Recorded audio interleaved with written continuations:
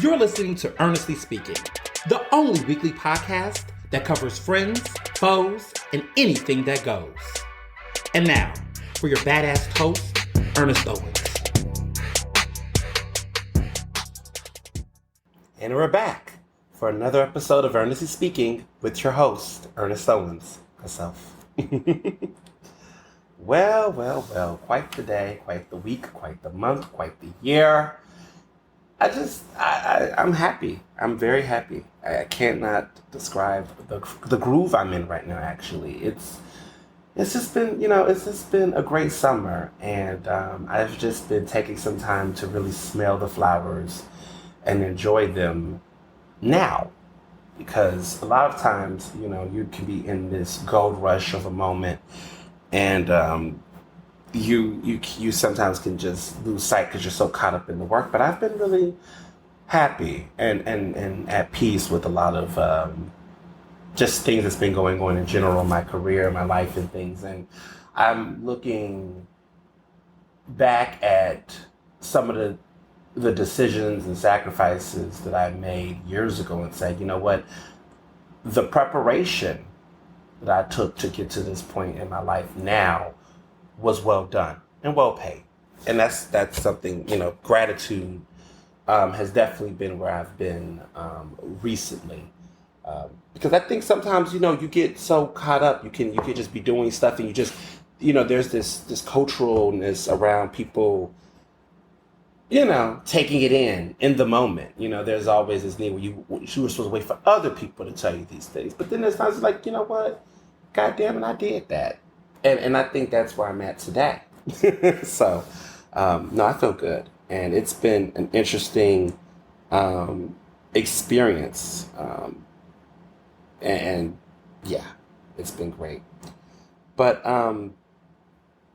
this episode, I mean, where do I begin? Well, let's just start at the top. The good news is, starting off, is that I have finished the first draft of my book.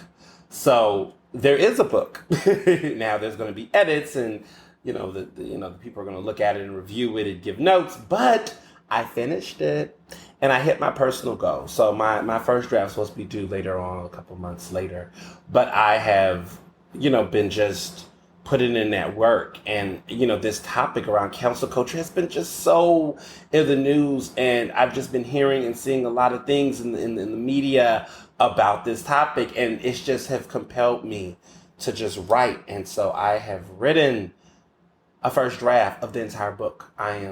Wrote the chapters, put my pizzazz in it, thousands and thousands and thousands of words, but we got a book. And I'm not talking a little pamphlet, a little, a real book, a book. And I took some time and some research and interviews, and I did it all. So, now I'm just at a place where I just, want to, enjoy these couple of weeks I have to breathe, and then the edits and the notes are coming, and I'm going to have to go back in and, make my adjustments. But we rocking and rolling, and, fall 2022 will be here soon, as you all can imagine. So I'm looking forward to seeing, what's to come. But I mean, all I got to say to all of you all who's been anticipating this book, progress has been made. Progress has been made. So that's all I can say on that. So my wedding updates. Flowers. We got flowers. Flowers are expensive, y'all. I'm sorry. Flowers are expensive. Love flowers, but flowers are expensive. And we are going to have flowers. We're going to swallow this pill, but I was not expecting flowers to be this damn high. Okay, they're $3,000 to get the flowers that I need for this venue. And, we were just like, all right, we got to do it, Thank goodness this is at the end, because if this was the very beginning, I would have side-eyed this. I'm thinking about my honeymoon, and I'm thinking, I think these flowers cost more than my honeymoon package. But I also got, a reduced rate or whatever. But that's not the point. The point is, listen, they're real, they're fresh, okay? The containers, the rentals, it's going to be gorgeous. That's all. That's just, we're at that, I just have to just say, you know what? Once I saw the florist, we're doing it at Nature's Gallery, which I'm excited. Gabriella, the woman who owns that shop, she's owned it for years. Wonderful woman. She's Latino owned, woman owned. She's a great woman. She's fabulous. The flowers are fabulous. I just this is just me personally venting. I was shocked. I was like, this is why people don't do flowers like that. But I just had to have them. And Mr. Johnson was, he wanted flowers. So it's something we first talked about, like concepts for weddings and things. I remember he said he wanted to have a Kanye Kim wedding, like the way that wedding looked when they were in France. Not clearly their marriage, clearly, but absolutely not. I mean, who would be who? But no, he did not want. He wanted that look, which was like it was all white but minimalist, but then it was like a huge bunch of flowers. I told him, could you imagine if we got like the arch situation they had? That arch alone would have probably cost the cost of like maybe the venue for our wedding. Flowers are high, especially when you're getting good quality flowers. You're getting, you're getting decorations to go with them and all that. And then we just did a package. It was like stuff for the tables, stuff for the cocktail hour, the reception, the after party with flowers. Let me see. Of course, the groom's people need their flowers, and we wanted particular types of flowers. We didn't want, we're not doing just roses. It's bigger than that. I don't want to give away what we're doing, but it's just the colors. I mean, it's stuff going on. So I'm not tripping. We're just gonna do it. And we're going to look back and we'll say, you know what, we're so happy. It did bring life. It did bring color. And a lot of people walked home with some expensive flowers they probably wouldn't pay for themselves. This is a great time. And I'm going to smile. And I'm fortunate and blessed enough that I can afford it. I can afford the flowers. But even when you can afford and you have the money for these things, you still look back at yourself and say, where did I go in life where I was paying $3,000 for flowers? Flowers. Not a down payment on a car or a house, but flowers. I'm just, I deserve. We deserve. This wedding deserves. And I love it. And it's going to be beautiful. And yeah, we're just gonna just do this. I was just shook. I'm really good at making guesstimations in my head. And it was just not what my guesstimation was. Maybe this is the same thing with makeup. See, I don't know these things in this lane. I'm good at other things. I'm good at guesstimating food and, little things. But But she's awesome and she knows what she's doing. Nature's Gallery is one of the best in the business in Philadelphia. I mean, they've been around for decades. They are pros at what they do.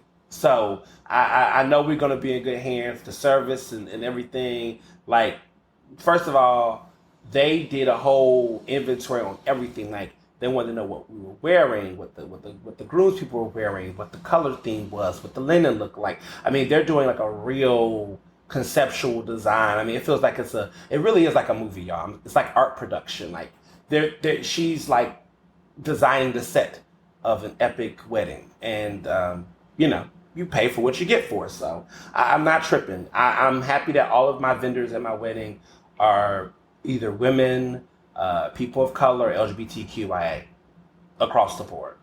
There's no straight white men benefiting from business. Not that I was like, no, you can't. I just, my underrepresented do a little bit better when it comes to the art and cultural aspects of planning weddings. So I'm happy about that. I'm happy. I look at all of my vendors.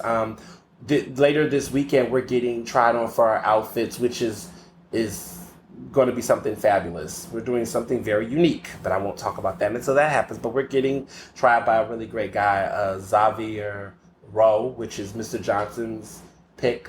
So we're doing different vendors that we like in different aspects. Like, I was really hands-on with the flowers.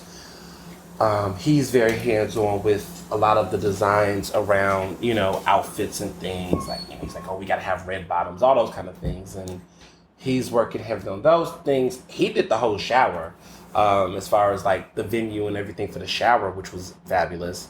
So it's interesting. Like, we've been really good, like coordinating tasks and things. And it's been a great couples activity. So, yes. And I've been doing spreadsheets, y'all. I've been doing a lot of spreadsheets as far as like organizing seating arrangements and all that kind of stuff. It's been quite the journey and the experience of, doing a spreadsheet and doing tables and seeing people at tables and color coding it. But that's working. I mean, I must say, I'm not crazy about Excel spreadsheets like that, but I will say that I do appreciate the organization of this particular one. I mean, like we have it down to a max. Like, are people getting, salmon? Are they getting short rib? Vegan, vegetarian? It's a really great way to organize. And I've been really keeping track, and he's been checking the mailbox and getting all the RSVPs, and each time we just plop a person's name in, confirm them, put what they're eating. It's been fun. So people was asking me about this, and I'm going to talk a little bit on it. I said a couple things on social media earlier this week, but why not? So there's been a lot of chat about Issa Rae. She got married in the south of France. Beautiful photos. She kind of just did this huge social media drop of these photos. She is married to a businessman that she's known, nice black guy, he looks good. And the crazy part is that a lot of people never knew she was even in a relationship, let alone getting married or anything. And she just kind of dropped this on people. Hey, that's her business. That's her thing. She could do whatever she want to do, right? Here's the thing. It's not her. It's this culture where people project it off. I hate when celebrities make their own decisions for whatever reasons, and people try to fucking make a lesson out of it. Like a lesson, a life lesson, or some virtue that isn't necessarily what is the lesson. I don't know what the lesson can fucking be, but it's just that people try to create these ideals or quote unquote goals about themselves through other people. People that are more rich than them, people that are more influential, people that actually have stalkers, and people that would get all up in their business when you live in your little house and the only person checking for you is probably your dude's ex-girlfriend who's pressed, but that's the only motherfucker who gives a fuck. Or ex-friend, right? So that being said, no one knew she was married. No one knew she was engaged. No one knew who the man was or what their relationship was like. I mean, I guess there were some pictures, but no one knew the context of anything. Like, this is like because even when I saw, I was like, wait, she got married? Like, wait, whoa, she was engaged? Was she, who's this man? I didn't even know she was, but apparently that's how she did it. So there's a lot of people on social media projecting like, oh, these are goals, or this is a message that you don't gotta have the streets all up in your business, and this is how you're supposed to do it. Just be low key with it and just drop photos. And I want to be like that. I'm like, you people, shut the fuck up. I'm sorry, I just have to say it. I don't, listen, everyday people, folks that aren't celebrities, politicians, people that millions of thousands of people are checking out. Let me explain something to y'all. Okay? You fuck around and try to pull an Issa Rae and you don't have that type of lifestyle, and chances are you're going to still be putting a clown face on if you think that that type of DL, private, download type of relationship as a straight person matters. As a gay person, as a person whose love I've seen be persecuted, right? Where it's stigmatized. And even to this day, it still is by idiots out here that we're going to talk about later in this episode. But as somebody who has, in my earlier years, had to be in private relationships, closeted relationships, the feeling of it, the shame around it, the stigma around it wasn't necessarily because I was ashamed of who I was, but because of the fact that society did not make it easy. I mean, I remember there was years ago, there was a gay bashing crime. A couple was out in Center City and there was some things said to them and they were attacked. I'm proud to be a strong black man getting married to another strong black man. I was born in Chicago, grew up in the South. He was from Trenton. Try to run up on somebody. Try to come over here with that bullshit and there'll be a story about a straight bashing case, right? I don't play those type of games. But that's, race aside and everything aside, people should not have to be worried about whether someone's going to attack them for just being. And we hear of incidents like this that still take place in other parts of the country. And there is still, social cultural norms where people do think that they're entitled to weighing in or discriminating in things. I mean, let's be fucking real. Like, there are still parts of this country where people can get divorced. I mean, not divorced, can get discriminated and be in trouble if they get married if they show their marriage photos at a job or something, right? Look up the Equality Act. That's the crazy part. So when I see cishet people, right, straight people, people that are not trans, right, that are like over embellishing this need of privacy, but not even privacy, right? This need of downplaying or being all secretive around their relationships. My question becomes why? And I also think to myself, again, as someone who's seen these things backfire, is that first of all, acknowledging and claiming your partner, the person you're with, is not putting all your business out there. I think that is the weirdest shit I have heard. Maybe because I have dealt in the past in situations where it would have been toxic or it would have been a situation had the certain loves been acknowledged. Not my current relationship, but past relationships where there was this forbidden love element to it, right? That wasn't because we were ashamed of who we are, but we were afraid of what society would actually do to us. When I see straight people do this whole, I keep all my shit on the low, why? Is he married? Are you married? Are you fucking someone you shouldn't be fucking? Like, these are the questions I be asking. Like, I'm trying to figure this out. Is he married, girl? You can't let nobody know your business because you fucking one of your friends. Man, like, what's going on here? Like, what's really going on here? Those are the questions I typically have when people do all that low-key secrecy. Are you scared someone gonna take him from you? Honey, if he loves you like you say he do, somebody shouldn't be able to snatch him. I'm just saying. You know, these dudes be out here, oh, they gotta be private, they low-key. Why? You got other girls you talking to at the same damn time? I mean, make it make sense for me. I'm trying to understand why we playing a hidden, where's Waldo, where's your girl, where's your man situation. I'm just trying to understand where that comes from. It doesn't make sense to me unless you're doing something you shouldn't be doing, okay? Because growing up, you know, there was a lot of men who had friends, family friends, special friends. You go to funerals, you didn't know they were with somebody until the program and the girl in the program, the woman in the program is the special friend, and you looking like, but wait a minute, this was the mistress when the other wife died? I mean, it's a lot of drama. Listen, I'm black. I have seen a lot of things in my childhood with older folks doing that. And that's why I say I'm always side-eye when people be so adamant on this whole privacy. So let's be clear. Acknowledging your partner publicly is not having everyone all up in your business. Okay? Like, y'all know who my man is, right? But y'all don't know what we do every day, what we talk about, what's going on in our families. You know, I think that's a cop-out to say people are all up in your business. Acknowledging your partner is not everyone all up in your business. That's the fuck one. Two, this idea around people surveilling and being pressed or being into your relationship, I don't understand that. A relationship is between two people, or if you are polyamorous, multiple people, if that's your thing. But it's an intimate relationship. Intimacy and privacy and secrecy are three different motherfucking things. And I think that people conflate these things together. Intimacy is the ability for two people to be in love and to have these experiences, but it remains between them, right?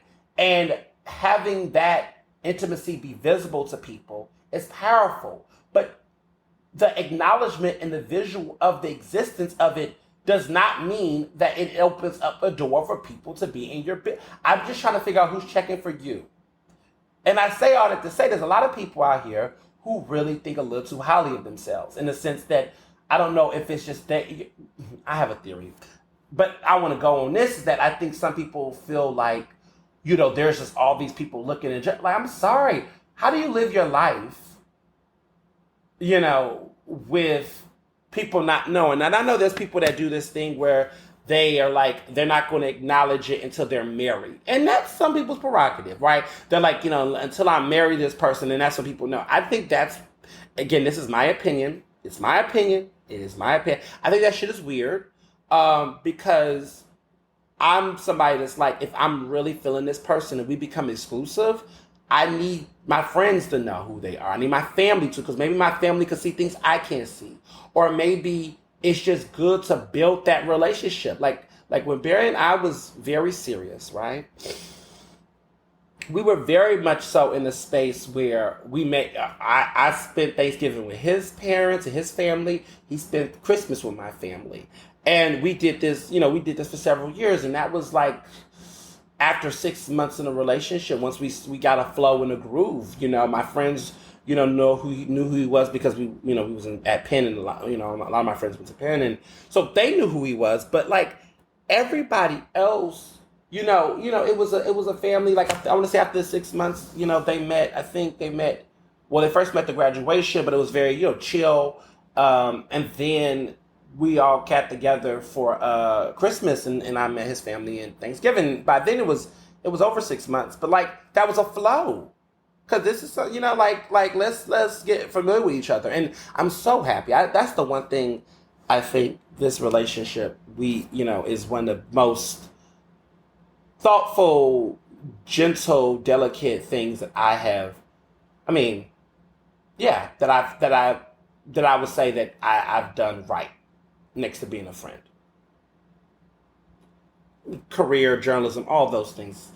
But I think as far as I don't know, I'm not trying to say I'm a relationship expert. I'm just saying that I think the things that we did and how we did it has become a reminder of that's why we did it that way. Because it creates a situation where you don't have these hangups or these epiphanies down the road or these regrets or doubts. And I think that's what happens a lot of times based on how you set your relationship up from the beginning lays the foundation for how it's going to play out in the end potentially, or just how it plays out in general. And I think a lot of people try to avoid visibility for some whatever reason. I think some people, listen, I'm not saying people got to go all out there, but I think there's also this fear of if I love out loud, then there's a risk that I could be playing myself. You're going to get Listen, I always tell people with relationships, if it's meant to be, it's meant to be. Okay? You can't control what another person do. All you can do is be the best person you can in the situation and, use your discernment and have trust. And if it's not there, then hey, dodge that bullet. Because there's a lot of people out here who I think will not allow themselves to be fully loved or be in a situation that is tender, that is beautiful, because they keep thinking about all this stuff. Then don't get in a relationship there. Just do something else. I mean, if you're going to be in one, be in one. And be in one fearlessly and actively. No one deserves that. I remember when I was in a previous relationship that didn't even last, actually, because the person I was dealing with, they had so many hangups on their past. I'm like, I'm not that guy. I'm not that person. Like, why am I suffering the consequences for what another dude did and had with? Like, that's not my problem. I'm not that dude. I'm not that situation. And I feel like if you can't be able to adjust and adapt to a new situation, then leave that person alone. If you're not going to come in the space with an open mind and new space. Like when I met Mr. Johnson, I was in a space where I had finished the previous situation I was in. I had some time, I had some space. I think I had about a year before I got another relationship. And I took some time and I just was focused on me and understanding myself better, understanding where my headspace was. Taking a break is cool too. I'm not judging folks as serial daters. We all have our moments, right? But I think for me, I was in a space of like, I needed some time for myself. And I just, because before I took that break, I was somebody who was very much like, oh, I'm with somebody. I'm look, I look good. So listen, when I broke up with somebody else, I said, okay, well, I'm back on the mend, But like, eventually you get to a point where you're going through so many of these things. And you're just like, okay, let me just do me real quick. And I learned some things about myself and I understood myself. And by the time Mr. Johnson came into the mix, I was in a very different headspace around relationships. And, I was very clear on the fact that I wanted to be in a relationship with someone that was out. I wanted to be in a relationship with somebody that, like that wasn't a thing, right? Somebody that just had their shit together across the board. And I was very blessed and fortunate to find that. And that person is now going to be my husband. That was something that but you just know. And when you know, you know. And if you don't know or you think it's not what it is, you can always say bye. And I think the reason why I think there's a lot of this whole insecurity and stigma around relationships in the Black community, other communities, but just specifically, this is a cultural thing. This conversation around not everybody in your business. I mean, I guess there's other folks groups that do it, but I just feel like the Black love has always been something that I think people have. There's always like with all Black things, there's always this level of hesitance, and it's so sad. There's always a lot of things that are Black that is embraced by other people. For us as Black people, the anti-Blackness, the colonialism, the remains of a lot of slavery tropes and experiences sets us with a fear that was indoctrinated among it. We have been programmed not to love each other or to fear our presence amongst each other. It's what I call the why are all the Black people sitting next to each other at the cafeteria theory, right? Where you could go to a cafeteria. I remember this when I went to Penn. We used to be at the dining halls as a group, and there will always be someone or a couple of people that would note like, oh, should we all be sitting together like this? Like they would fear their own shadow in a way. Like, and I remember being in a situation one time, and I remember writing about this when I was a columnist at the Daily Pennsylvanian at Penn. I mean, goodness, I've been writing for a long time. That was like 10 years ago. But I remember being like, do you think those white kids over there are asking themselves the same questions?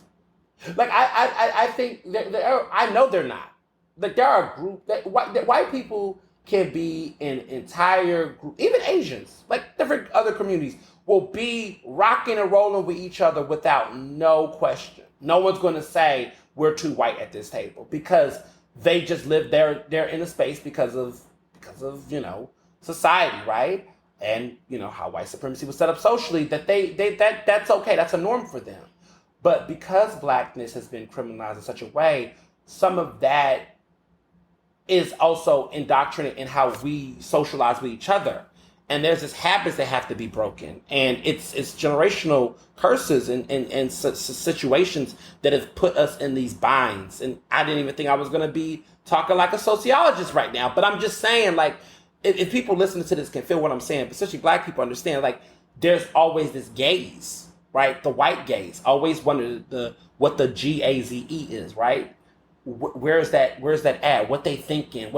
That's how people treat Black love. There's always this gaze of otherness that is stopping us from just doing us and loving each other without having those blinkers on. So I'm just saying to people, love out loud, y'all. Black love needs to be loved out loud, because, everybody else, when they want us, and they want us out loud, honey. Let's want each other out loud too. Well, and speaking about loving each other out loud, like, can we just talk about the fact that this Delta variant is a thing? The Delta variant is a thing, y'all. It is real. It is real. No jokes about it. It is real. I'm going to put this out there for my listeners and my listeners. It's exclusive. So the Washington Post reached out to me to participate in a big project they're doing, or a big, huge story they're doing across the country around the Delta variant and people getting vaccinated, while people are getting vaccinated now. So I had the opportunity to go back to the Black Doctors Consortium, COVID-19 Consortium, which, is led by Dr. Ayla Stanford, which is one of my favorite people in Philadelphia. And I went to the clinic and spoke to people who were getting vaccinated. Because there's still people out who are not vaccinated, clearly. And it was interesting that there were still people getting vaccinated. And so part of the story and the work I'm working on is like, why did people choose to get it now? And the emphasis on now, in the sense that they could have got it, in the spring or whatever. And so it's a great story. When the story comes out, I'll put it out there. But I got to be a part of this, and they hit me up, and I was like, wow, y'all remember me, little old me? I was very flattered, and it was for a reported story, and I was like, okay, cool, thanks, Washington Post. But that being said, it's a thing, y'all. It's real. My 18-year-old brother, who is going to be attending Temple, he's moving in next month. I'm excited, y'all. I can't contain myself. I'm super excited. He got vaxxed with Moderna. So remember, my wedding party is now down to 99%. The only person who's not fully vaxxed is a little one who is 11. But Now the 18-year-old is now vaxxed, got Moderna. So we pretty much there. I mean, I think we want him to get Moderna. So we want the whole family's got Moderna, but I think Pfizer's the only one taking people. But I think he's still under. I think there's like 12 and up. I don't know if he can still get one yet because he's 11. But he's been good. He wears his little cute little mask. But everybody else is vaxxed, and I'm super excited about that. But he's vaxxed, and it's getting real. It's getting real. Okay, it's getting real. CDC has been switching up their guidelines. People are getting shook. They're like telling people, and I know people like they should have never said that. They should have told y'all to keep these fucking men.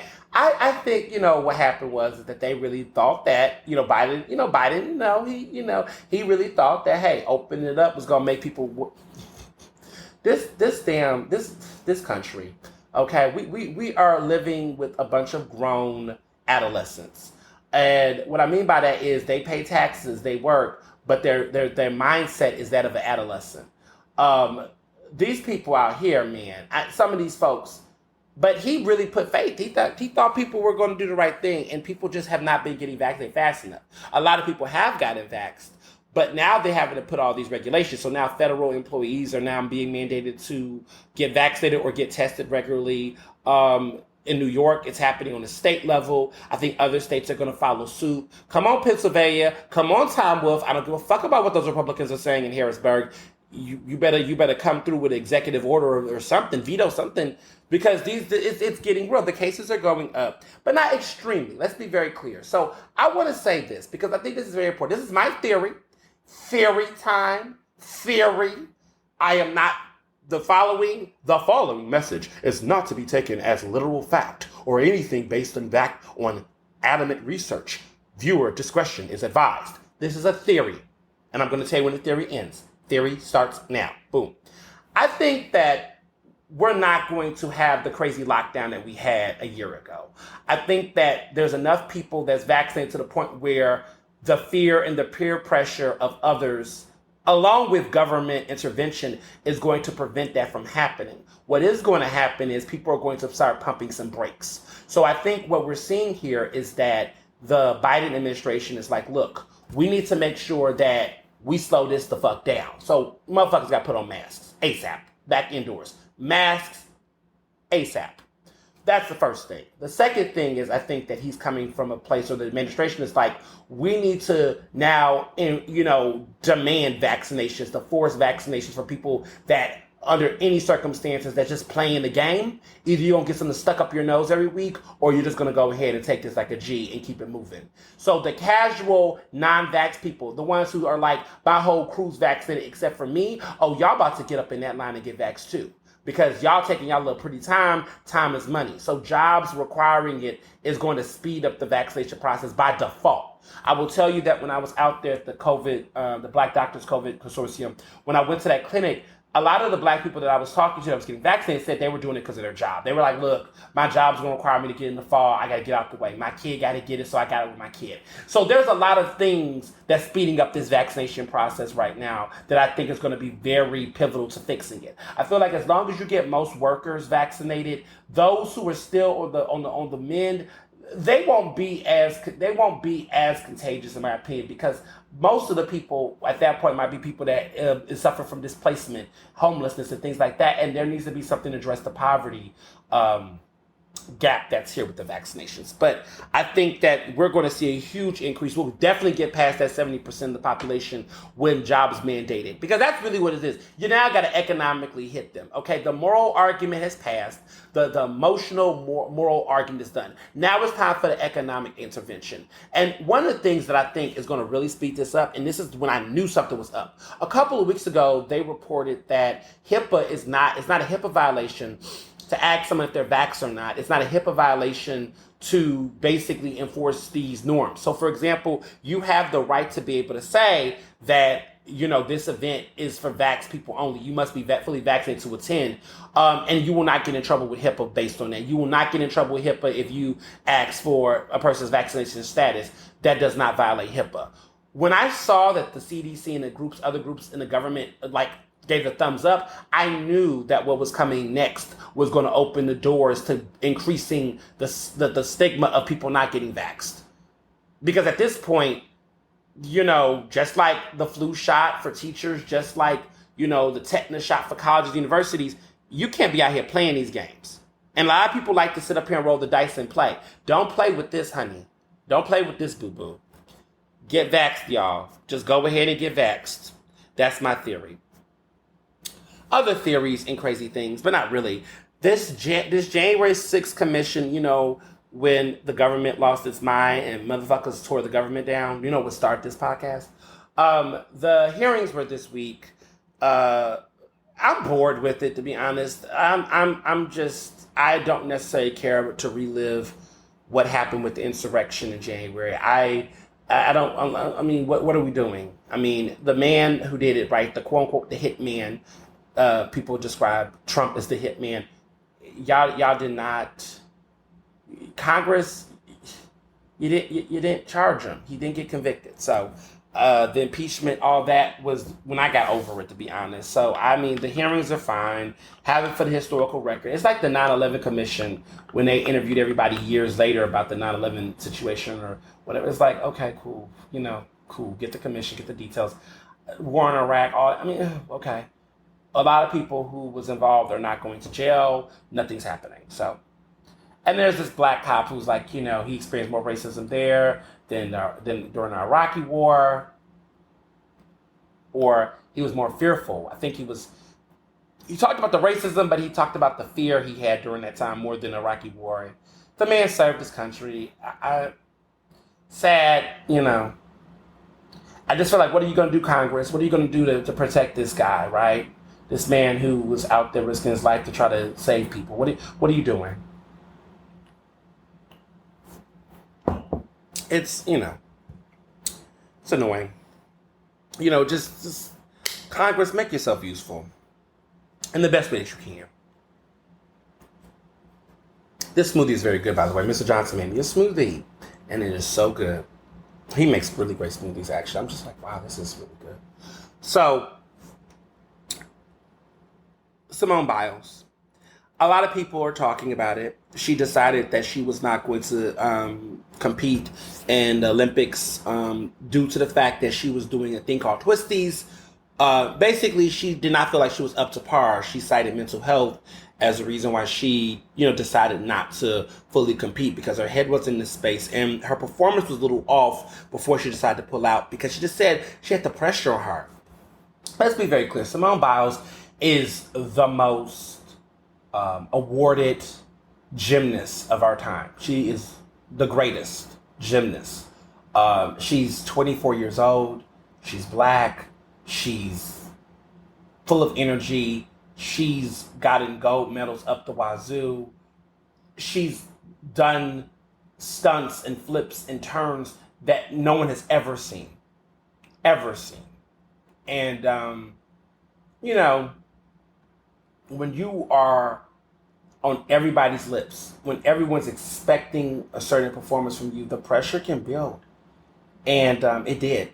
And so she decided to say, look, rather than I go out there, I was reading something, someone said that, if a person's not in the right headspace as a football player, they might get hit a couple times and miss some throws or whatever. Basketball player just hits bricks. But if you're a gymnast and your head's not in the right space and you're going up in the air, and she said that she didn't even know where she was going to land or whatever, when you're in that mindset where you are out of it like that, you could hurt yourself badly. You could break your bones. You could lose your life. And so the fact that she was recognizing that early and she protected herself and her self-care and all of those things, my hats go off to her. And it doesn't matter. It's just the fact that she just said, look, I'm not up for it. It's like if you're a pilot, if your head's not in the right space, you could fuck some shit up clearly. It's self-prioritization. That's just what it boils down to. Whether it is a pilot, an Olympic player, a SEPTA bus driver, a cook, whomever, if you really know that whatever you're doing is not up to par and it can be detrimental, it can hurt somebody, it can hurt you, it can do whatever, that is the time where you need to take a step back and say, you know what? I can't because it can hurt, right? And so as a super fan of hers, I appreciate the fact that she is saying to herself that she's not going to put herself in danger, because we see stories of athletes that will try to attempt to do something and they're not fully there, and then they end up hurting themselves in the worst way, and they're not able to play again, or they're just not able to be, the this could end in so many different ways. So the fact that she is able to take that kind of control and agency of her self-care, her body, her autonomy, fuck yeah. Fuck yeah. And also, it just goes on trend with what we've been seeing with a lot of athletes. Even this the white tennis player, we've seen it with Naomi Osaka. She's also, have been taking her breaks in between, and I think she wanted to do Wimbledon or whatever. But we're just seeing these conversations about mental health across the board. And there are people that are still trying to, motherfuckers who can't even lift or touch their toes, are trying to sit up here and talk about what she needs to do and what she should. Shut the fuck up. It really, there's a lot of people that just shut the fuck up. Like, I don't get it. I mean, the thing is that the issue we're seeing in society, and this is especially for black athletes, just for black creatives and people, is that they're not used. And I talked about this on my social media, that there is a generation of just black millennials and Gen Zers that are basically trying to apply the advice, the wisdom, and the reflection that they saw from their parents and grandparents who did similar things. Like, my hat continues to go off to Lil Nas X. Industry Baby video, as you all know, was a moment, and it is still becoming iconic, and the views are crazy. But Lil Nas X is an artist, for example, right? Young guy, 22, that is like, look, I saw how you all have done black gay artists. I've seen how you've done openly gay artists. I've saw how you all have done, Luther Vandross. I've seen how you've done Whitney, right? Let's be real. Whitney Houston was one of ours. I saw how you all did, Adam Lambert not too long ago, right? White artist, white pop artist, but gay, wanted to be himself. And he faced a lot of unnecessary backlash. Whether we are subtle, whether we are, discreet, whatever the case is, you all have put us in situations where we cannot love and live out loud. And I think he's like, I fucking work too damn hard to be giving a fuck about what y'all think. This man has done, this values his life. He's achieved things for himself. He doesn't want to sit up here and experience success as an openly gay artist in the closet or having to consider everyone else. I think about, Queen Latifah. I think about some of these people who, they come from a different generation where all of that stuff had to be done in silence on the low because it was going to rock the boat or make motherfuckers uncomfortable. Who fucking cares? I just feel like if you want to be your ancestors' wildest dreams, you have to evolve in your thinking. Maybe it wasn't Queen Latifah's ability to because of the time period she was in, but I could only imagine that someone like her and others from that era before are looking at this current generation as being the change. I'm happy to be a millennial. I'm happy to be able to be an openly black gay journalist, have success, and not have to hide myself. And that I'm normalizing my truth, because it shouldn't be treated like this unique, thing.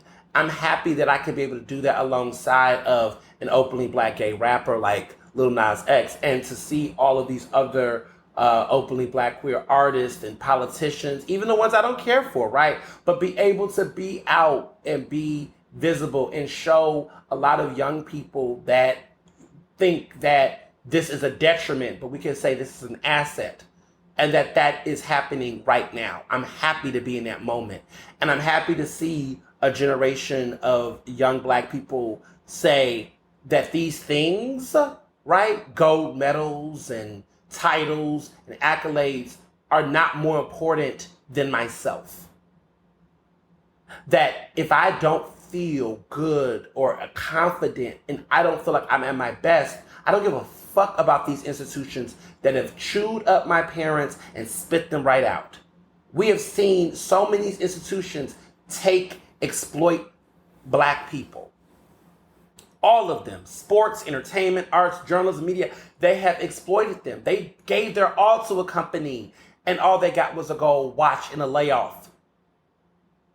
They have put their energy into supporting someone else's dream and vision, only for them to be shorthanded and being taken for granted and not being given that promotion. I am living in a way that is fearless and without regret, because I think about all of the people before me that could not do this the way that I'm doing it. And there are some that did, that inspire me. There's a man named Thomas Morgan.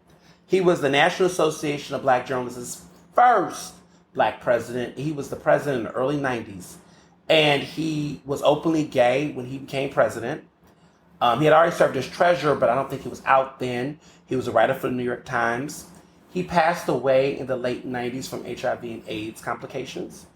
And he is the inspiration behind why we have the LGBT task force for NABJ. And I was the chair of that task force. And I have forever been chasing that man's shadow in the sense of one day hoping that maybe one day I could be the president of NABJ. But he was the first in the 90s at a time where there was so much stigma and so much criticism and so much, hatred. But this man lived out loud and led a journalism organization that is continuing to exist today. Mind you, the current president does not touch, she does not have any of the courage, inclusion, vision that Thomas Morgan had. But the fact that he was a part of that history and that it's inspired a generation of journalists like myself to realize that it is possible to not only be out in the newsroom, to be out in the industry, but to lead in it. Powerful. And so I think of Thomas Morgan a lot as the first openly gay president of the Philadelphia Association of Black Journalists, which is the founding chapter of NABJ. I think about these pioneers and their limitations, and then what they was able to evolve on and what they was able to do. I think that when I look at what's happening right now with Simone and Lil Nas X and Naomi, is just that they're pushing against these institutional barriers that told them there was a certain way to be successful, and they're saying no. And we as a community, as a society, we need to be supporting this, because this is going to liberate all of us in a way that we need to think about this across the board. I have never in my lifetime have seen the conversation of mental health in the Black community get this much attention. Yes, there are still people that are resisting these type of conversations because they look at it as a conversation around weakness and strength. But the truth of the matter is, it's not a conversation around weakness and strength. It's a conversation about agency. It's a conversation about power in the sense of agency and what we allow ourselves. It's a conversation about agency and wellness. It's not a conversation really about weakness and strength. No. It's about agency and wellness. And Black people are not ever given the consideration on those two aspects. We're never asked if this is something we want to do or can do on our own terms. We're never thought, no one's ever asking Black people that question. Black people are always put in a position socially to have to ask for permission or be granted permission to fucking exist. We see this with Black Lives Matter, right? The right to live, the right to speak, right? All of these aspects of our identity for less than 100 years, it's only been, 60, close to 60, but a little over 50 years since the Civil Rights Act. Y'all, it has not been that long. Civil Rights Act was, around 1965, 64. We have not had, quote unquote, civil rights for that long. My mother was born in 1971. She was 7 years old. Okay, well, no, she was 7 years. Well, she wasn't 7 years old. She was about what? The civil rights, her full civil rights was 7 years before she was born. I mean, think about that. You know what I'm saying? Like the Civil Rights Act of 1964. Like, think about that. That wasn't too long ago. But it's like 65. 55 years old. 50, 55, 57 years old now. It's less than 60 years, y'all. That it's that recent. So when I hear people talk about, y'all got y'all rights, we ain't had them that long. There are people who are still living, many of a generation of black people that are still living, that in their lifetime know what it's like not to have rights. And so adjusting to this new normal of having quote unquote rights is still a new concept to black people.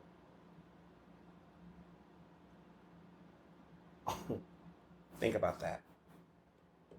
So I can understand slightly why there are previous generations that are like not understanding what agency and wellness looks like, because so many of them were prioritizing survival. Okay? Just living, just trying to get by was a victory.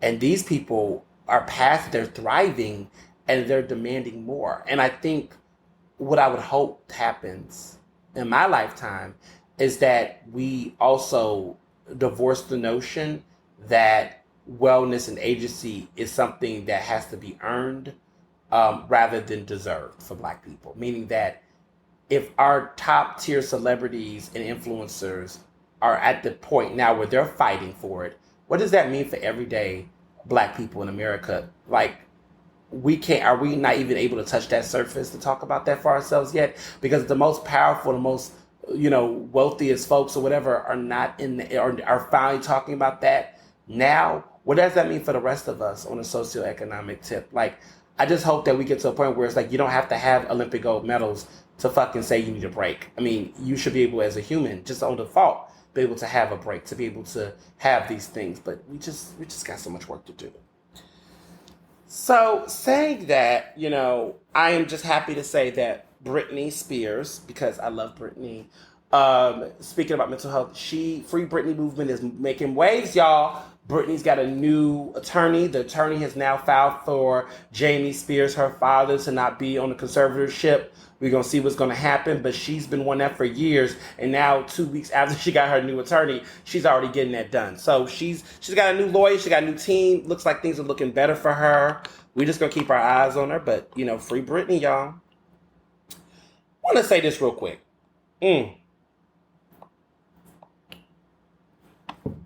I went viral.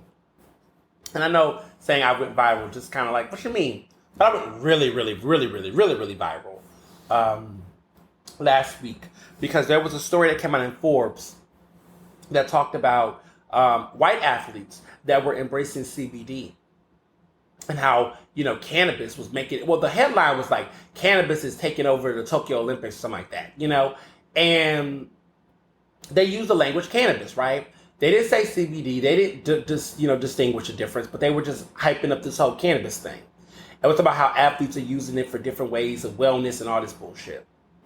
Well, for me, I said that's interesting because literally we were talking about Sha'Carri Richardson and how, she literally got kicked off for cannabis. Now, we know that the cannabis that the substance of THC is what got her, axed. But whether it's CBD or THC, what I was pointing out was this double standard, right? This racist double standard. And hundreds of thousands of people clearly like this post on other social media pages, and even some of them liked it on my page. Thousands of people. I think my most viral Instagram post ever happened last week, because I created a graphic that showed the Forbes cover, and then I aligned it with one that talked about Sha'Carri being suspended for cannabis. And I'm just showing how, what the point I was making is there's a racial double standard in the fact that the media this year, right? We just got off of talking about Sha'Carri Richardson and making this woman apologize for cannabis. And I understand, but fuck all the different, listen, one part of that plant is creating THC, the other one is CBD. It's a fact that marijuana and cannabis, cannabis I should be calling it, should not be criminalized in this way, should not be stigmatized in this way. That Sha'Carri getting suspended for even smoking weed, whether THC, whatever, should not be a thing. That's the whole fucking point. And the fact that there is this racial discrepancy of like, okay, white people can embrace CBD and that's okay, but we still got people out here, whether it's CBD or whatever, that's black in society that are being persecuted for it.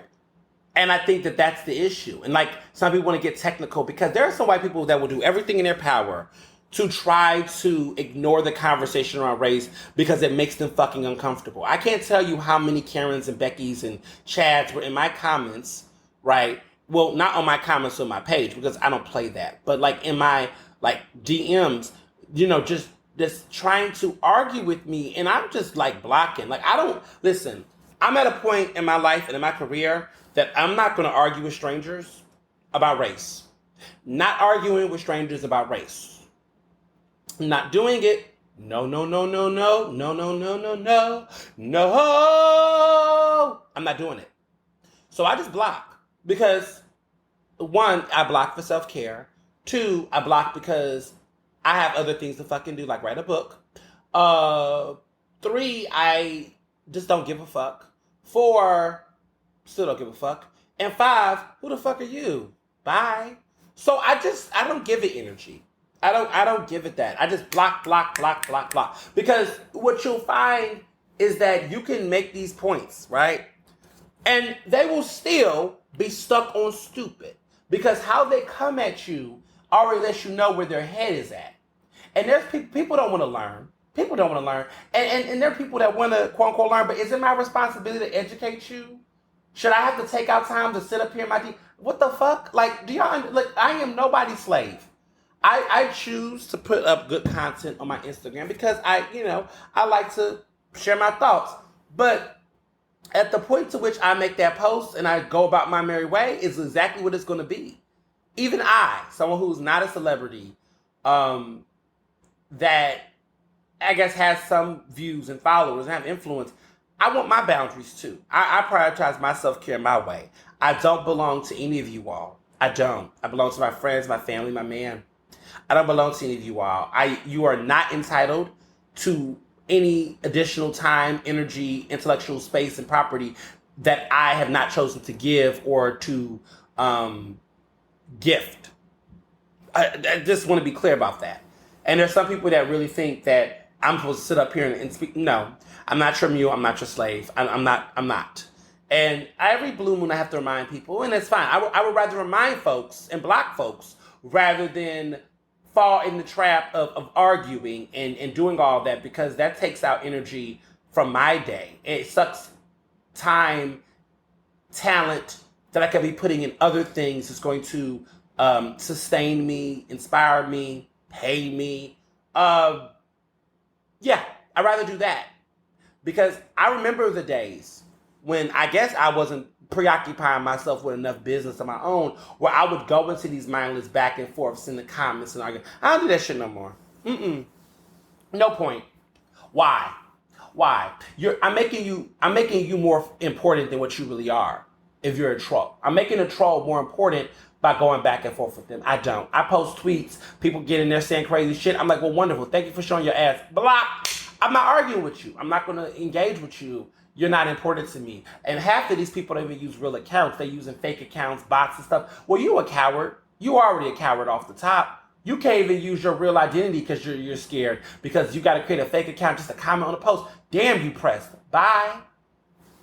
That's how I am with it. I'm not going to sit up here and get out of character and whatever. Now the new thing that I do is that if some people put really stupid shit up, I will share it. I don't identify them. I'm not in the business of doxing people, right? But I will share the ignorant post that the person make, so people can just see. And that's also a reminder to my followers, like, this is why I don't comment. This is why sometimes I don't respond. Now, if people show love or say a nice comment or say something nice or whatever, I always try to shout it out, I'll retweet, I'll reshare my Instagram thread just to let people know I see it or I appreciate it. But I just don't have the energy to just be in full-fledged conversation with people. Like, I'm not a therapist for racism. I'm not that person. Go to Van Jones and have a conversation with Van Jones with coffee and tea with Van Jones. Child, that's not me. Okay? He got $100 million. He want to sit up and have conversations. He think that's going to solve. Let me, To each their own. That man has $100 million to give away to people. All right. So, Kanye West. Because, why not? So, Kanye is out here. You know, you all, listen, it's not, I don't know who I'm upset at. I'm over Kanye. I'm not even upset at Kanye at this point. I mean, I'm over Kanye. Kanye is like bullshit to me. Like, Kanye just does not matter. What disappoints me is the people. The hypocrisy. Oh, the hypocrisy. Y'all go in on Stacey Dash. You know, y'all go in on Candace Owens. But y'all favorite Trumper in chief of music continues to get away with everything.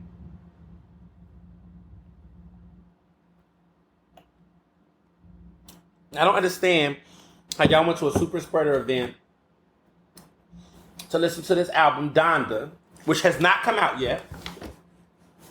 I'm not waiting for the album to come out. I don't care if the album do.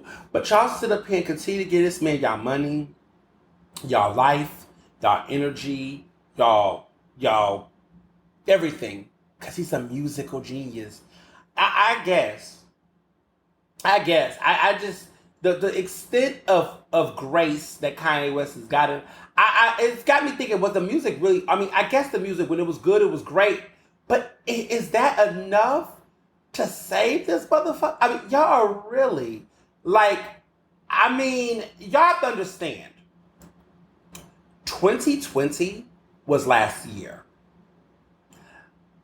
Last year, this man was out here trying to run for president, was out here supporting Trump, was out here talking about abortions and slavery and disrespect to Harriet Tubman. And y'all are like, forgot all about that. It was literally a year ago. It was literally last year. I don't understand. We were worried about him and his mental health, you all said. Y'all said he needs to take a break. He's got a lot going on. And the fact that mental health in this situation is being weaponized in a way, or a scapegoated in a way to divorce people from accountability, is so fucked up. I don't care where he's at or where his head's at. This is a man who trolled people. This is a man who goes to Chick-fil-A on fucking Sunday. You know, talking about he wish Chick-fil-A was open on Sunday. This man doesn't give a fuck about gay people. This man doesn't give a fuck about black women. This man doesn't give a fuck about nobody but himself. And the fact that Jay-Z then decided to come back into the picture. I guess Beyonce was like, you know, we don't really fuck with him when he with Kim. But, you know, like, I guess we all just friends again. There's money to be made. It's relevance, Jay. What the fuck? Like, I'm just so over all of them. I'm really over rappers in general outside Lil Nas X. I mean, Cardi B, Meg. I like my women rappers and my gay rappers. I have no use for none of these straight rappers. Kendrick, where are you? How can you neglect me? How can you neglect your fans? The only person that can save us is Kendrick Lamar. J. Cole was just, I don't know what the hell that was about. But I mean, people like him, whatever. There's a cult that like J. Cole. Let me not even talk about Coleslaw real quick. J. Coleslaw. But, I mean, Kendrick, where are you, Kendrick? Kendrick's the only person. He's the only person that could make this all right. Represent the cishet in a better way. The rappers, we need talent. Where is talent? We don't have Kendrick through Trump era barely. I mean, Damn came out. That was a masterpiece. But we didn't have him during the election, during the racial uprising. Like, I need an album. But, you know, he's probably just, getting all those residuals off of his last 3 masterpieces. I mean, this man gave us back-to-back. He gave us Good Kid, Mad City. He gave us To Pimp a Butterfly. He gave us Damn. He gave us 3. Like, 3 consecutive. Let me not say the last time. But I can't think of another artist that gave us 3, like, back-to-back iconic albums since... I mean, someone would say Adele, right? 1921, 20. But not the same. I would say Janet, right? She gave us Control, Rhythm Nation, and Janet, the self-titled album. That run, one of the best runs ever. Control, Rhythm Nation. Hell, she got a 4-album run, because Velvet Rope was that baby too, honey. She gave us a 4-album run, but just those 3 albums. Listen, okay? Not many of your faves can say the same. Consecutive like that. Not too many can say they could do the same. I'm a little biased. I think Taylor Swift had a little moment, right? She had She had Red 1980, but then represent. Yeah, we. Okay, that's another conversation. But anyway, love Miss Kendrick. I think Kendrick would be a good answer to this, but I don't know what Kanye's doing. The fact that y'all have so much mercy and grace for this bastard just baffles me, but it just reminds me of it. And I know everybody want to talk about Chrisette Michele. Listen, read my book. I talk about that in my book. I'm not going to get into all the details about my thoughts about all of that, but it just goes to show you all that these people, you know, Kanye. So,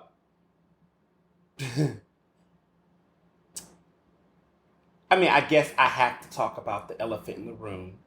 I was just talking about him, I think, 2 weeks ago, and now he just seems to not give a fuck about his career. So, DaBaby. DaBaby.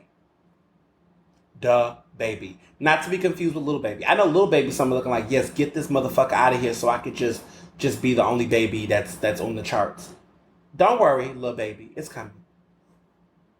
So, DaBaby. I maybe one day we'll talk music culture.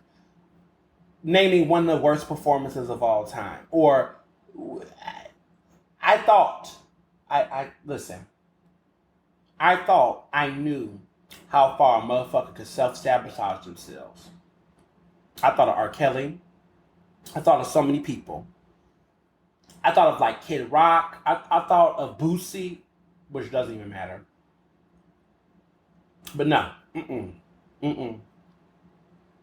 I don't think in recent history there's ever been a person who could have just simply shut the fuck up and minded his business, but chose not to, and is now getting the repercussions for choosing not to.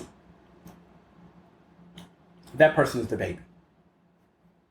So, there's been a lot of headlines about it and stuff, but in a nutshell, there was a concert called Rolling Loud in Miami.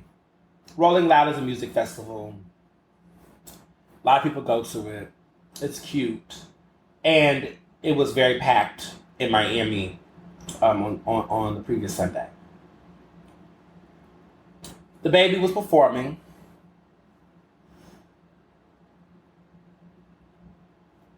At first, it was just a typical Baby performance, which is very redundant lyrics.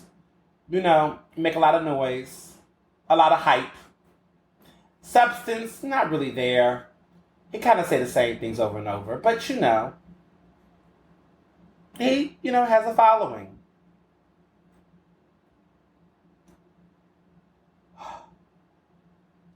I don't know the sequence, but I was like, at one point in time, he got a pair of Adidas. Adidas were thrown at him, but he called it an Adidas, which is now fucking up my whole language because Adidas is plural. Like we all know Nikes. Like no one says a Nike. It's like Nikes.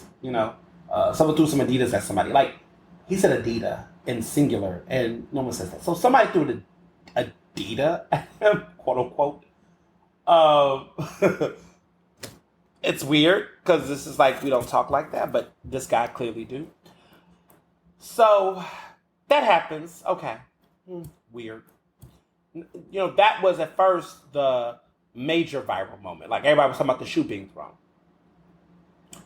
but then things kept getting weird. He has this moment where he's asking the audience to put their cell phone lights in the air, and he's like, if you don't got HIV, you're not going to die. It's the most stigmatizing language. If you're not sucking dick in a parking lot. I guess I have to quote, because I want to make sure, and viewer discretion or listener discretion advised. But I guess I have to say it because I do think it's important to get this out there because a lot of people have been referencing it, but I want people to see and hear how cringy it really was. Because a lot of times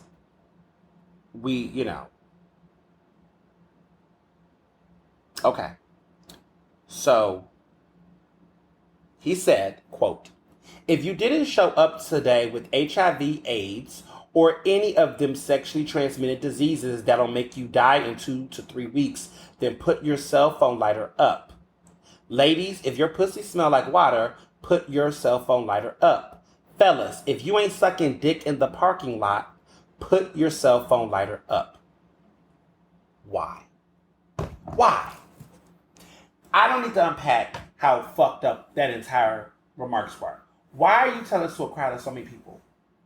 Why did you feel like you need to say this? Why was this a request? What happened to put your lighters in the air if you don't give a care? Like, what happened to the simple shit? Put your lighters in there if you don't give a fuck. Put your lighters in the hair if you know, he could have referenced Chopper Style. Remember that song? Ah, if you keep it good, holla, ah. If you take care of your kids, holla, ah. Chopper, like, use that call and response. If you hate your baby daddy, holla, ah. Y'all remember, what happened to the cute call and responses? You know, if you hate your baby daddy. You know, what happened to that? Those were the days. But what happened to the call responses that were like funny and cool?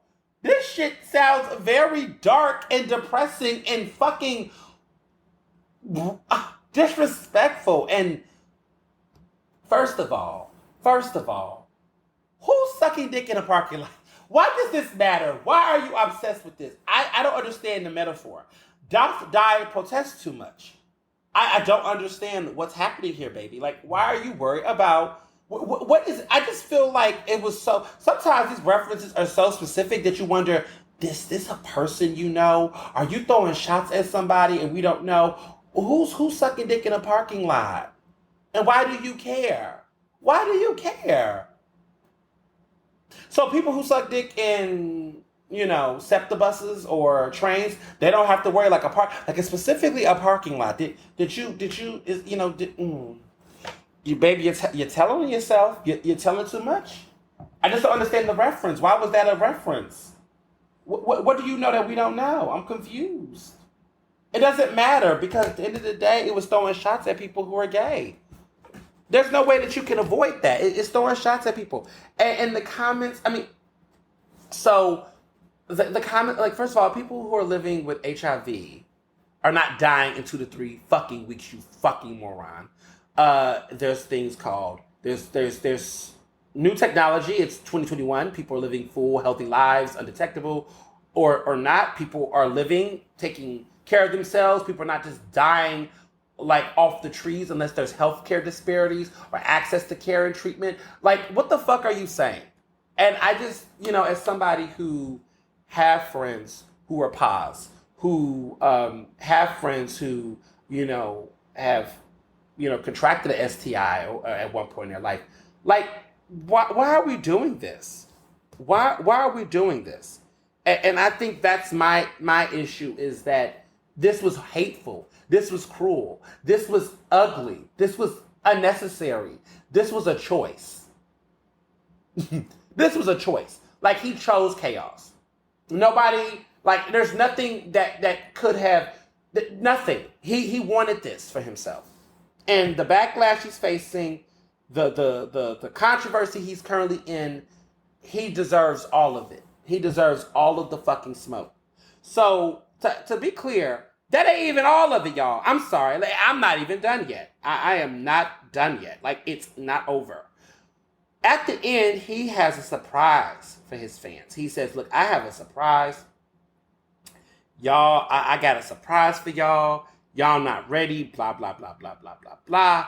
Oh, the surprise. The surprise is he had a dude in a big old costume, because apparently DaBaby loves these big old costumes.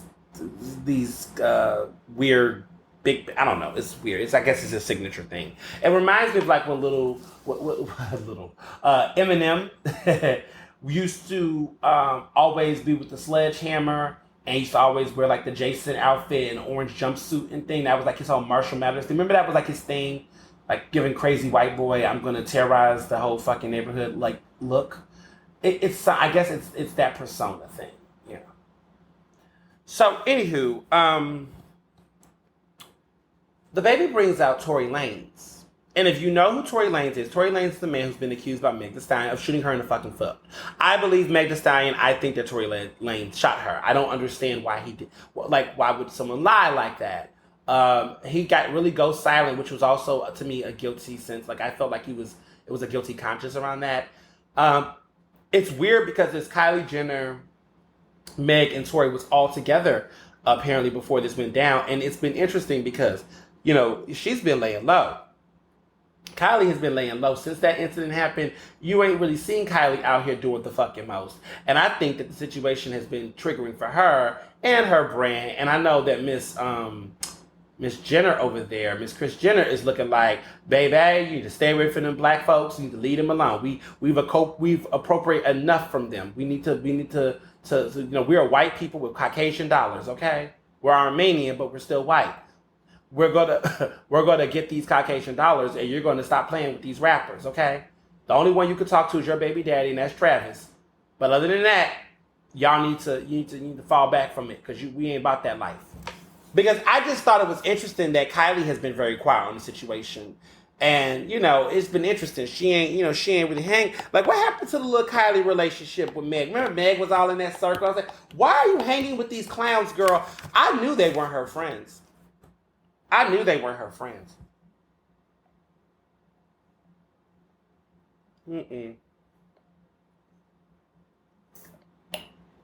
I knew something was off. I said, this don't feel right. This don't smell right. This don't even seem like a good combination. Like, whoever would think that Kylie and Meg would be. Anyway, he brought out Tory Lanez to perform a song with him. This is a problem because of the fact that, one, DaBaby has collaborated with Meg Thee Stallion on several songs. Quite frankly, he didn't even be on them songs, the ones he were on. But the crazy thing about it is that he, she performed before DaBaby performed, and the songs they collaborated on, they did not do the songs together. Nor, what's crazy is that after her songs, he brought out Tory Lanez on the songs that he did with her. He rapped his own verses. He didn't have her in it. It was so weird. Like, you're trolling this woman. You're trolling a victim of abuse. You're trolling a woman, a black woman. Like you were an entire dickhead. And this woman made you tons of money. I mean, these collaborations you all did. Cash Shit is a beautiful song. Well, I used to like Cash Shit. I mean, Cash Shit is, it had a little bump to it. But, like, I can't even listen to it now knowing what I know about him and everything with her. It's just, I like her. Meg is fine. I'm just saying that it's hard to listen to that song. It's like an Ike and Tina situation. Like, what Ike has done to Tina. It's hard to listen to an Ike and Tina song because you know the pain and the history behind that. Just saying. I can't even listen to those songs that they've done together. I mean, he was on her new album. They did a song together. Cry Baby, I believe it was, or whatever. It's just like, damn. It's just such, it's like, damn. So the crazy part is that Tory comes out and they're performing this corny ass song. And I'm like, so you're going to resurrect Tory Lanez? You're going to bring Tory Lanez out of Chewbacca's cave and try to normalize this guy and try to make him, try to like uncancel this motherfucker? But you're canceling yourself in the process. So like, basically, he is on many charges, I was talking about DaBaby of cancellation, if there was such a charge. You're being charged for saying, referring to Adidas in a singular sense. You're being charged for for homophobia, for HIV phobia, for spreading and destigmatizing innocent people that didn't ask for it, for referring to sucking dick in parking lots as if that was wrong. And now also bringing out an alleged abuser on the set of your show to troll a black woman that you claim you wasn't even against. Listen. We all knew when he decided to collaborate with Tory that clearly they had a conversation. Clearly he believed this man. You can't be working with the problem and then work. Like at some point it just tells you where your values are, right? So just when you thought that the criticism was enough, first of all, he's not even addressing the Tory Lanez thing because he already fucking knows he's in a dog pound. So he's been spending a lot of energy trying to address the situation around the homophobia and HIV phobic remarks. He got on his Instagram live, and when I thought that you couldn't double down on stupid, he did. He says his gay fans have standards. I'm sorry, what? He says they're not sucking dick in parking lots. They're in 5-star hotels. Well, as a non-baby fan that has, I guess, those standards, as someone who... Ooh, okay. As someone who may or may have not sucked dick in a parking lot or a 5-star hotel, it doesn't really matter where you do it at, as long as you're being safe and you're taking care of yourself and making sure that, you don't have a situation where someone knocks on that damn door, whether it is a 5-star door or the car door, doesn't matter. I don't understand why you give a fuck what they're doing in a parking lot. I don't understand why you're still talking about this on Instagram. So he went his Instagram story and just started talking about his gay fans having standards, talking about they're not nasty out here. Only furthering the HIV, STI stuff, like furthering the nasty conversations, the gross phobic conversations. Like in one aspect, he thought, oh, this time I can prove I'm not homophobic by, trying to distinguish that my gay fans were there and reference some guy in a crop top that he saw that was going hard for his music. But straight men are wearing crop tops too, you fucking moron. But like he's just completely going in and on about this, and it's just like, what are you doing? And I'm looking like you don't have a team, you don't have a PR team, all this fucking money, and you don't have a crisis communicator. See, this is the thing. As someone who got their master's in communication management, everything that DaBaby's doing, all of this is a nightmare. This is what we consider a high-level PR nightmare. Where is it? Like, come on. Like, case studies like this is what I was learning when I was getting my master's at USC. Like, sir, none of this is okay. None of this is okay. None of this is okay. So he continues to double down on it in Instagram story. Well, of course, our favorite dumpster in chief, T.I., who's also currently, him and his wife, Tiny, are facing several allegations and probes into the fact that there's been several women, young black women, who have accused them of drugging and raping them over the years. That has now hit the surface, and those allegations are circulating them, and there's people that's prompting and calling for investigation.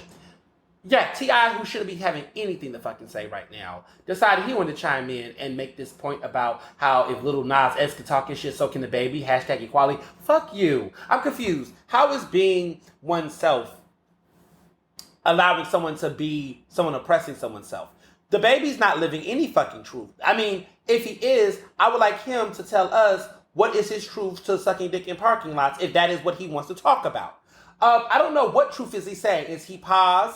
Does he have an STI? What truth of his makes him feel the need to talk about anyone else's circumstances or health statuses or sexual orientations outside of his own? Where is his truth in any of that?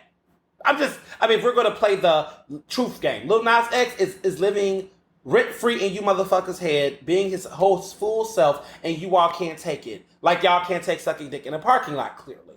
I just don't understand what the pile on is. So, T.I., you could be worried about your own fucking investigation in your case and making sure that the allegations about you are not true, but they probably are, right? You need to be able to be in a position where you need to speak about that, all right, if you want to come out of Chewbacca's cave and say something. But no, you decide this is the issue you give a fuck about, dickhead. So then you have him. Then, of course, Tory Lanez think this is an opportunity to question cancel culture if it really exists. So he's like, cancel culture doesn't exist. Y'all just motherfuckers on Twitter just saying what you want. You really think that this is all cancel culture is? Oh, you dumb motherfucker. Wait till you read my book in fall of 2022. You'll find out. You'll find out in real time.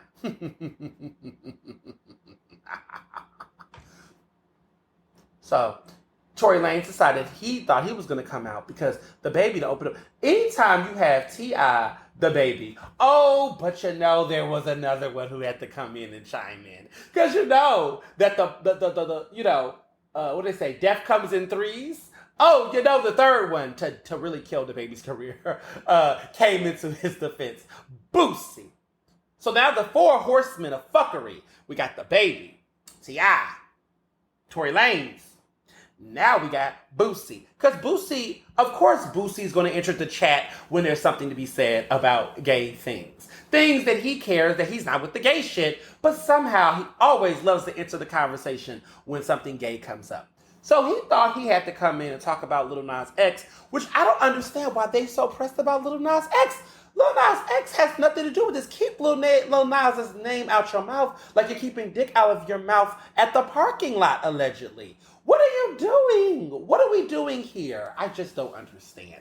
So Boosie, who has that famous song, Independent, that song is a hit. It is a hit. But unfortunately, I can't even jiggy with it knowing that the motherfucker is who he is. But Boosie had a hit. And it's a hit. It's a hit that sticks like grits, right? It's like Kaya, My Neck, My Back. Like, Kaya hasn't really produced another song as good as My Neck, My Back. Let's just be clear. But these are the type of artists that this is a song, they had a song that is such a hit that they don't ever have to work for the rest of their lives because that song is going to be fucking played at every cookout, every damn commercial, movie scene or whatever. It's just one of those type of songs. And so when you have a hit like that ages through time and just continues to evolve, it's hard to shake people off. There's just some songs that no matter what happens, it's going to play. He has made a song like that. It is infectious. It just will never go away. Like his ass, apparently, sadly. So he decided to get in a conversation, dropping the F-bomb, not the fuck word, but the other word, homophobic term, and was referring to Lil Nas X, talking about Lil Nas X's references to state. You are so into this, boy. You're talking about dangerous to kids. Weren't you the same man who was trying to get your underage kid to lose his virginity to prostitutes?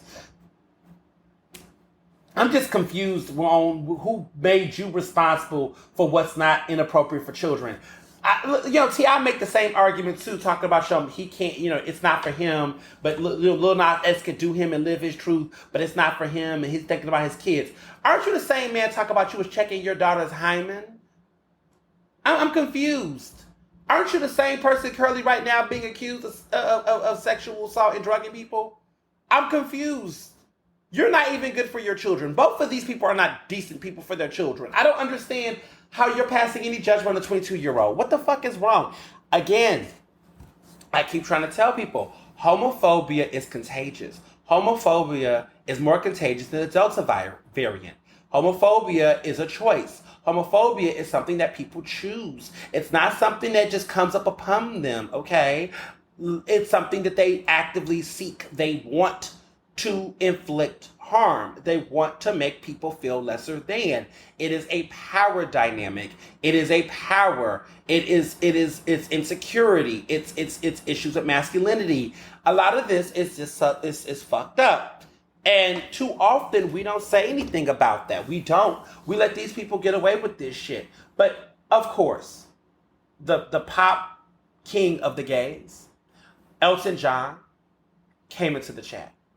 Elton John came in and said he was very disappointed in the negative comments that DaBaby said about HIV and AIDS. And Elton John has had a long time successful foundation, AIDS Foundation, supporting people living with AIDS and living with HIV. And his organization issued statements and actual facts through Elton John's Twitter account. Anytime you have Elton John tweeting about you, this is the part where you have to realize to yourself, oh my God, I fucked up. This is even about race in the sense of okay, yes, white pop people are criticizing DaBaby. It's the fact that you got icons, musical icons, coming out of their own private nest. Elton John can sit on his millions and millions and millions of dollars in residuals returns. This man gave us the Lion King soundtrack. I know he gave y'all Rocket Man and other things, but this man gave y'all the Lion King soundtrack. This man doesn't have to explain anything else to anybody for the rest of his life. But he has given you all the things, right? 2-time Oscar winner. Doesn't matter, just saying. Legendary. Coming on Twitter to get you together. Baby, you done fucked up. You done fucked up, baby. You done fucked up. You done went from DaBaby to the Dawn. You done. Okay? Lick cancel. Done, baby. It's not even DaBaby, it's done, baby. Done, baby. Not DaBaby, done, baby. Because I don't know what the hell. So he tried to come back again. He has since tried to give out an apology to people and say his comments were offensive and he understands that people are upset at him. Who gives a fuck? But he's very much so trying to be in the position of trying to get people to, he's trying to get people to apologize to him. And I mean, well, no, he's trying to apologize to people. And the statement's flat.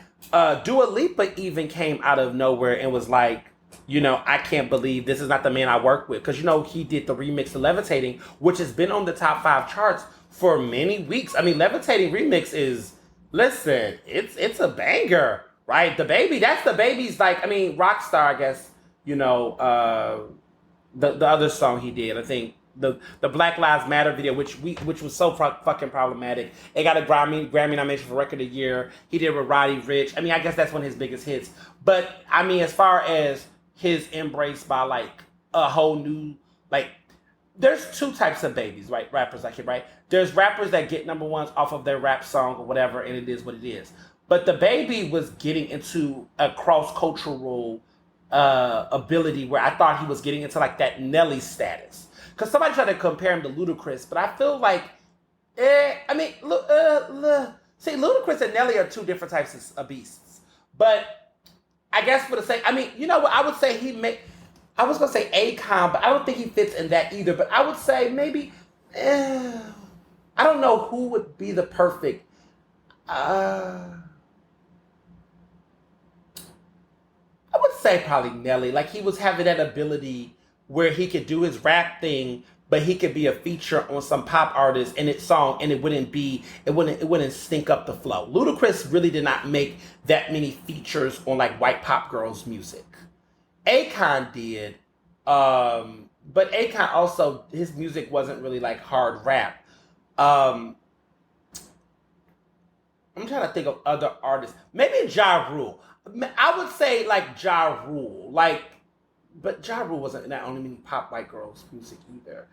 I guess DaBaby would be on more of the Nelly angle, right? Making those guest appearances, popping up on them songs, kind of like a flow rider, get on these pop artists, the ability to have, but you also, but see, not like flow rider, because you also have to be respected with the rap group. So there's rappers that okay, you got that rapper credit, but then you can also pop into these other people's songs and get that street. You can still maintain your street cred, but also be able to have that crossover appeal. I mean, Kendrick has that a little bit, but Kendrick didn't do too many white pop girls music. I mean, he did the Taylor Swift collaboration, but it was Taylor Swift. But I guess the closest I would say is something like a Nelly, to a degree. He had that ability where he was getting there, right? Where he could do his own rap music, make his rap albums. People like him. Ty Dolla $ign did that a little bit, people like that. And then you also have the ability to be on other people's songs, but then go back to your own music. That's not an easy feat. So if you're able to have that kind of crossover appeal, that's promising. And DaBaby had that. This Levitating remix with Dua Lipa, I mean, the ability to be able to have his own little rap thing going, but then have that's a good look. And then he was also on Camila Cabello's new song or whatever. They did a little collaboration together. He had that appeal. Not no more, apparently. Dua Lipa, basically is just disgusted by it and upset. And I went on Twitter, because I have to have something to say sometimes. I went on Twitter to remind people that Meg Thee Stallion did a Dua Lipa remix to Levitating as well. And I actually like Meg Thee Stallion's version on remix to it. And it actually is a song. And I was telling people, there is a remix. You can listen to that instead of for supporting this trash. And, hopefully we'll see what happens. But the Meg Thee Stallion remix with Dua Lipa is also superior to the one that DaBaby did. So, for those who didn't know, it's out there. It is out there. I'm just really happy that people like Levitating, though, because like I told you, I was a big Dua Lipa fan. That album, Future Nostalgia, is a hit. And I remember hearing Levitating without none of the features and being yo, this is a banger. And I feel like people need to get into this. Are they listening to what I'm listening to? Because Don't Stop Now was my shit, of course. And I didn't know if people was going to get to other hits, but Levitating has really taken out. People really, really like that song. And I'm happy because it definitely was a standout off of that album. So, yeah. But all that to say, I could say I don't know why these men care, but living rent-free in our minds, the obsession with us who we sleep with, how we fuck. I mean, let it go, y'all.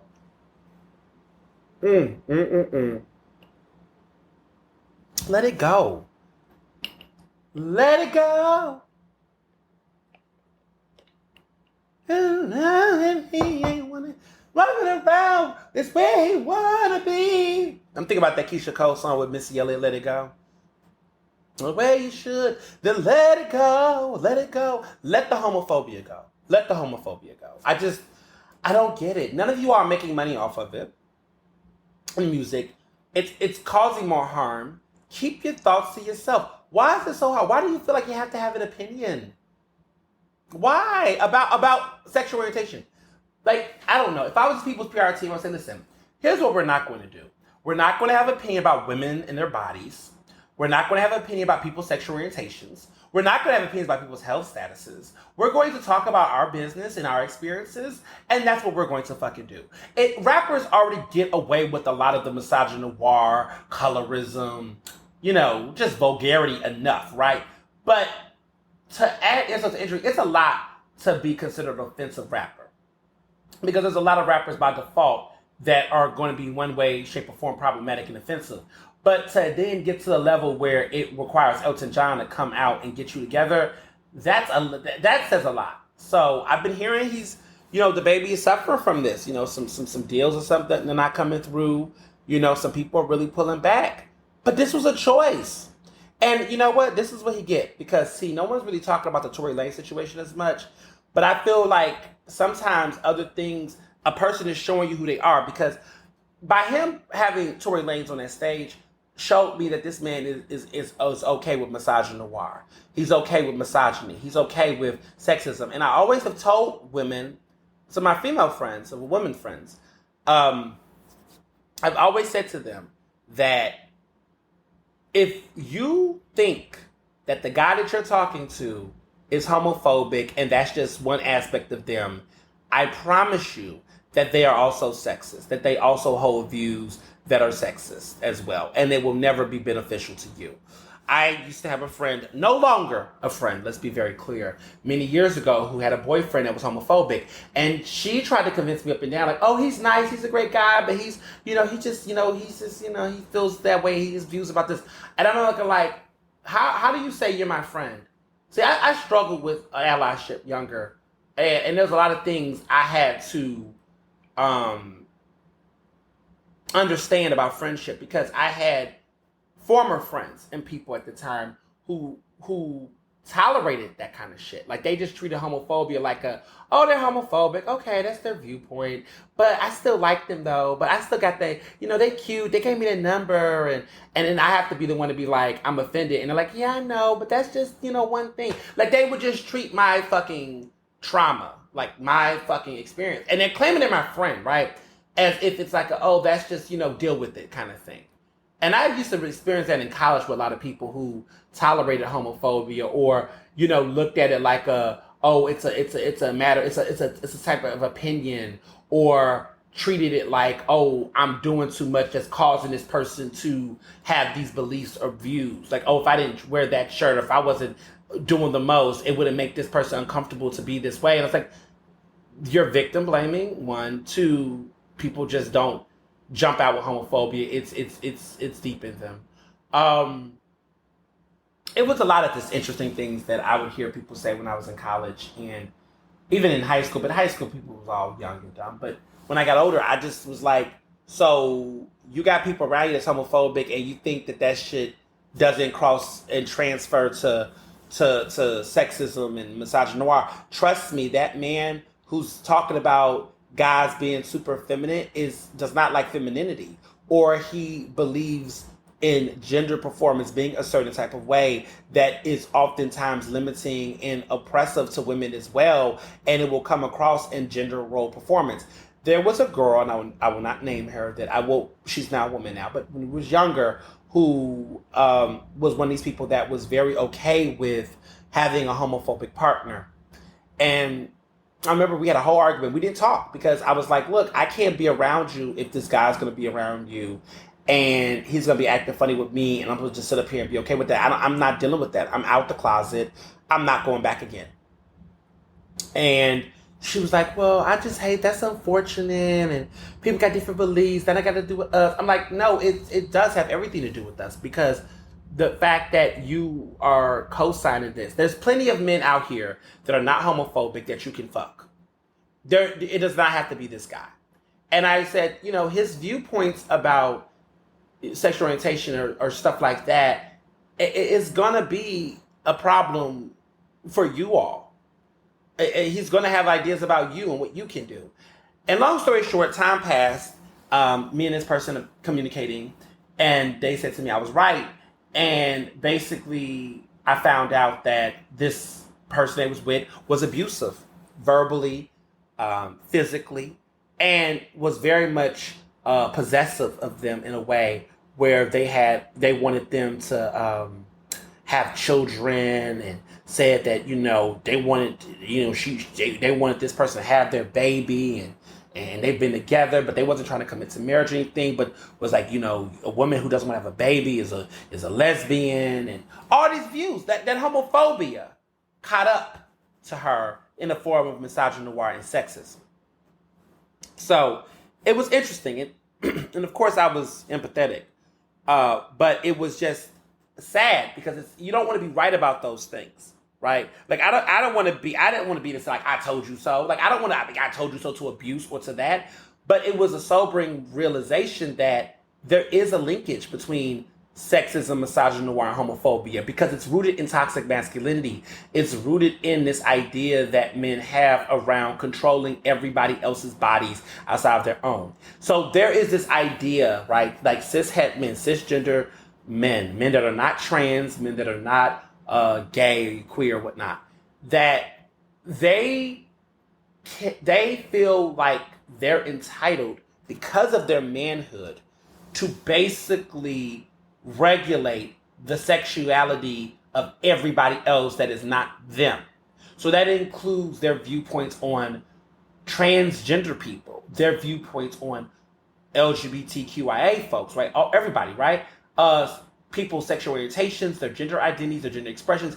They feel like they are entitled to set the standard. And that's a patriarchal thinking that's been connected to biblical and times and prehistoric times, because of this idea around what men are entitled to do. And so some people take that shit literal and think that they are kings, literally, and think that they rule over everybody else's experiences and bodies and practices.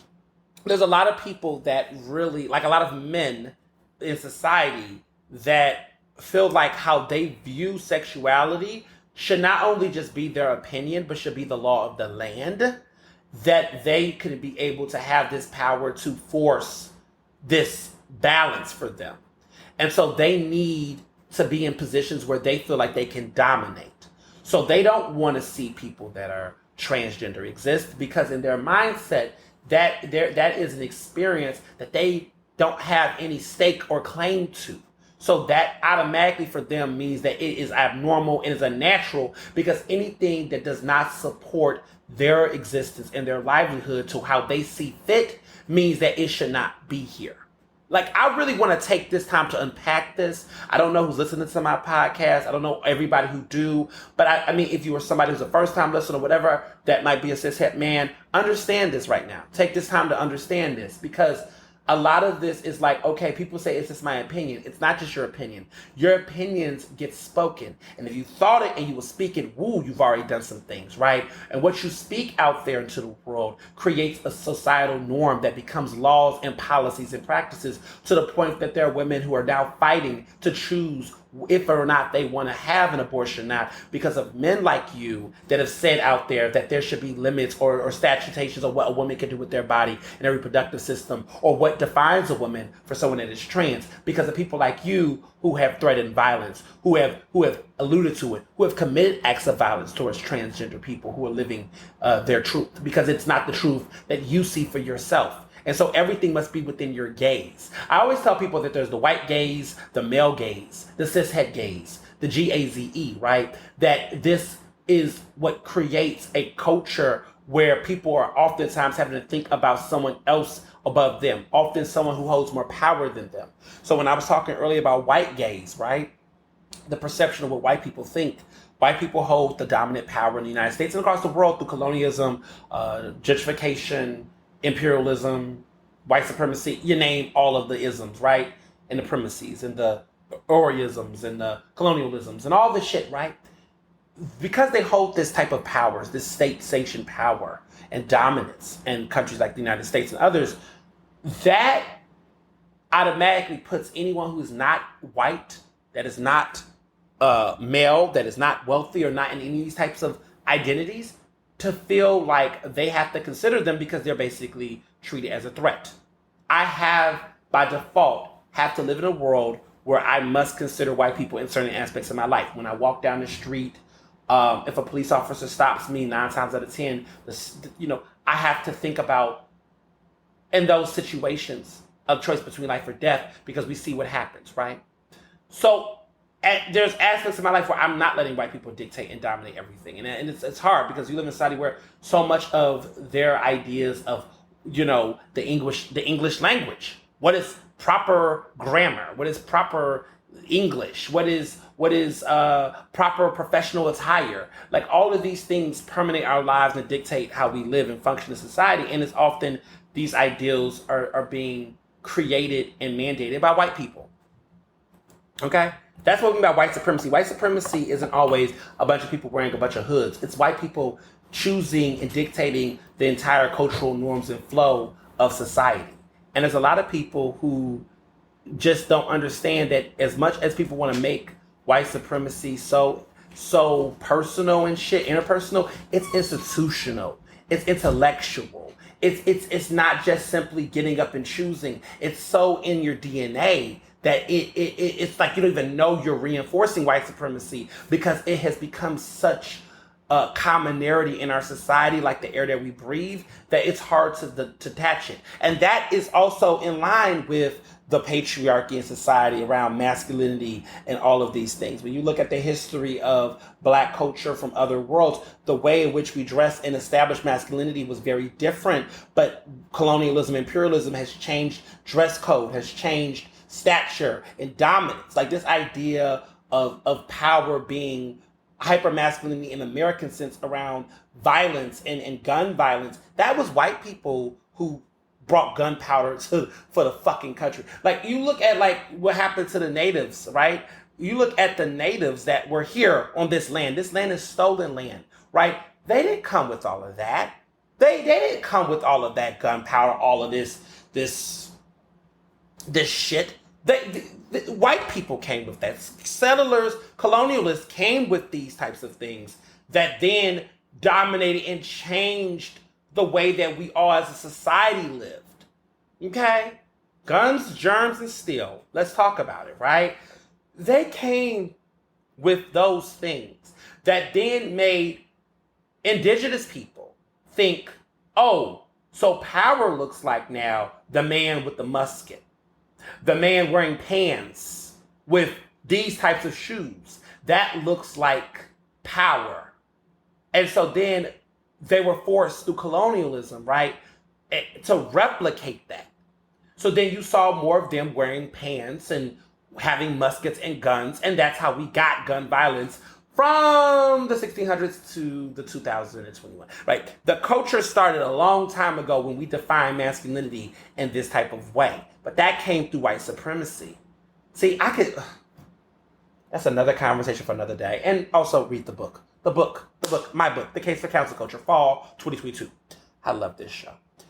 But I say all to say that DaBaby, this didn't start with DaBaby. This didn't start with hip hop. This didn't start there. This is all intertwined. And the more we can find those linkages and break these curses, this American disease, right? Because white supremacy is an American disease. It is. It is. Speaking of diseases, so I wrote an op-ed for Philly Mag this week, my column, of course, about street harassment. And it was a very interesting thing that happened. Last week, after I got my monthly massage, because I love my monthly massage, my Himalayan sea salt, hot stone, 2 hours, CBD oil. Yes, okay? Hand and stone, baby. I love it. Shout to my therapist, my masseuse, my aromatherapist, my masseuse, my body therapist. Okay, shout out to Miss Carmen because Carmen gets me together. Okay, she does my facials and she does my back. She is multi-talented. Okay, if you ever go to Hand and Stone, ask for Miss Carmen because she's the one that's gonna get it done. Okay, so when I finished getting my massage, I went to one of my favorite grocery stores. I was in Center City. I was at the location on Spruce, at Hand and Stone. I was, yeah, I love, okay, so I guess I don't know if I ever told y'all this, but my favorite store is CVS. I love CVS, yeah. I'm a CVS addict. I've had a CVS card for over 10 years that I've been loyal to, and I have kept that card and I've maximized all of my discounts. I have a Care Plus rewards. I just love the savings. I just love the products at CVS. I'm addicted to CVS. I know the CVS in Philly very well. I know who has what I need. I know all my little nooks and crannies. I love me a CVS. CVS just does something to me, y'all. I can't explain it, but it's like my favorite store. And the reason why is because I don't go to Walmart. You know, we talked about that. I don't really do Walmart. I'm not a Goo Goo Gaga person for Amazon, but I love me a CVS. CVS is like my store. I go in there, it's always things I love.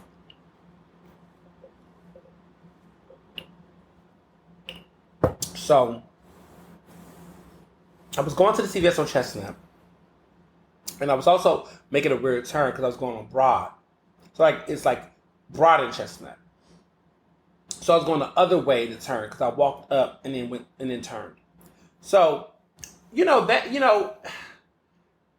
not even so much the details of everything, but long story short, during the summer, these openings, people are back on their street harassment shit. I don't know. People think that they can just holler at a girl with a sundress on. They think sundresses are cute to cut up with, right? They just think, oh, somebody in a sundress means I don't know what the fuck people be on, but like, street harassment is clearly back in business. And it never left, apparently, during a pandemic. But specifically, now that things are moving and ripping and rolling, I guess there's a rise in it. But for my situation, there was a woman, I saw this guy. These people were black. Guy, I thought at first when I saw the way he was around her, I thought they knew each other.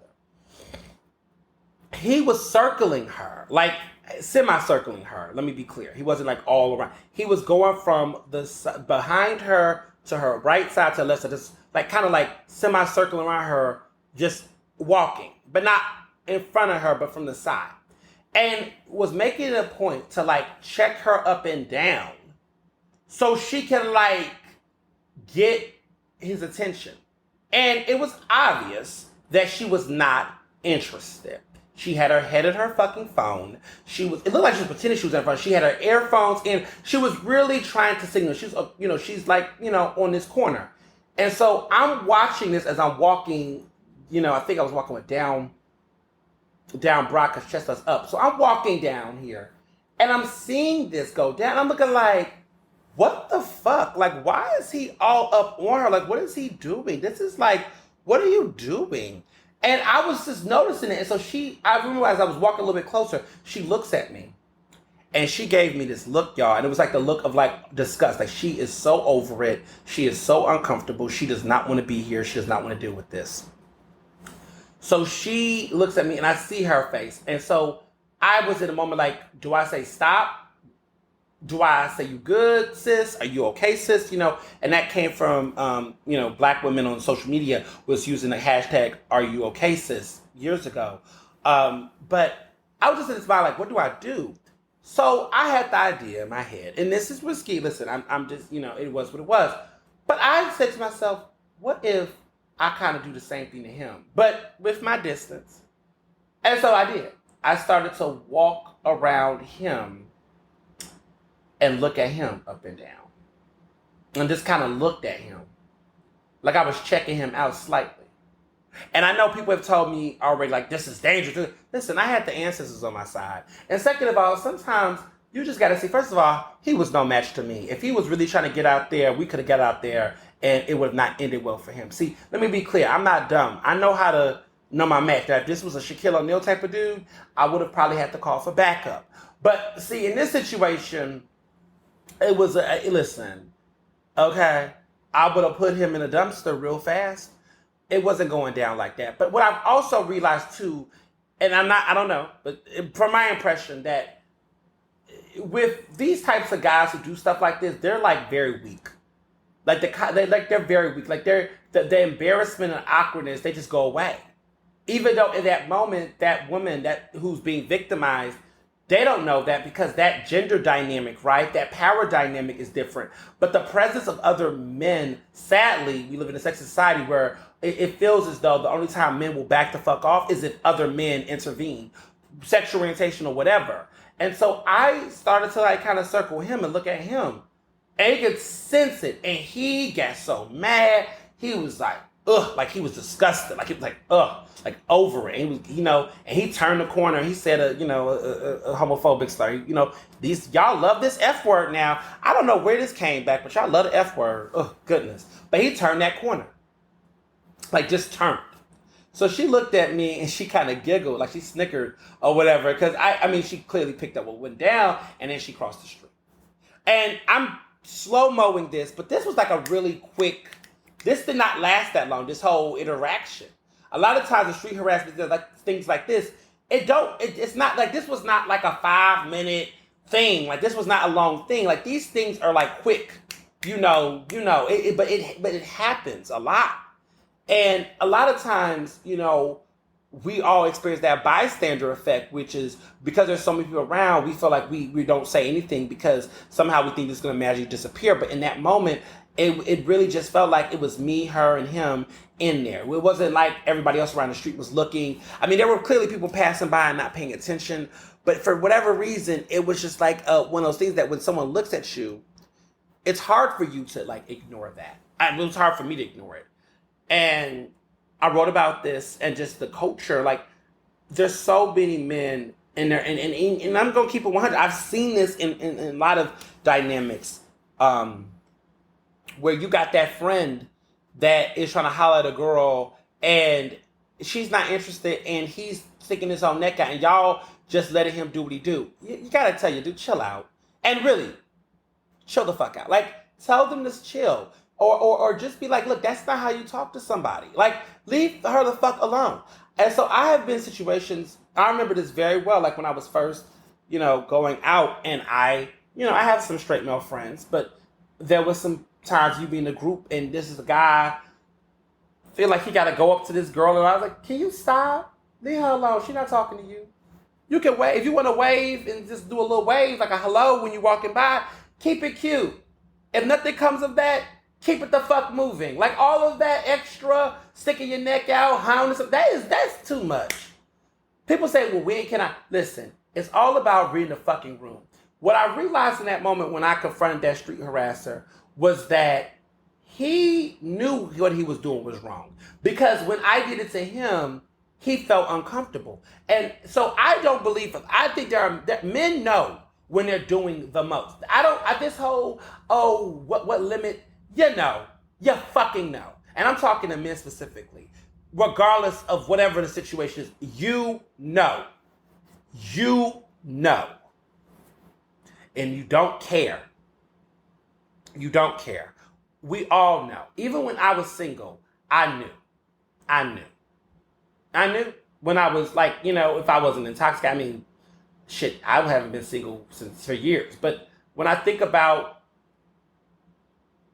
definitely when I was like 21, for sure, I was in a space where I could read energy. I could read, and reading energy in the sense of like, when a situation is awkward. When a person is not biting the fuck back.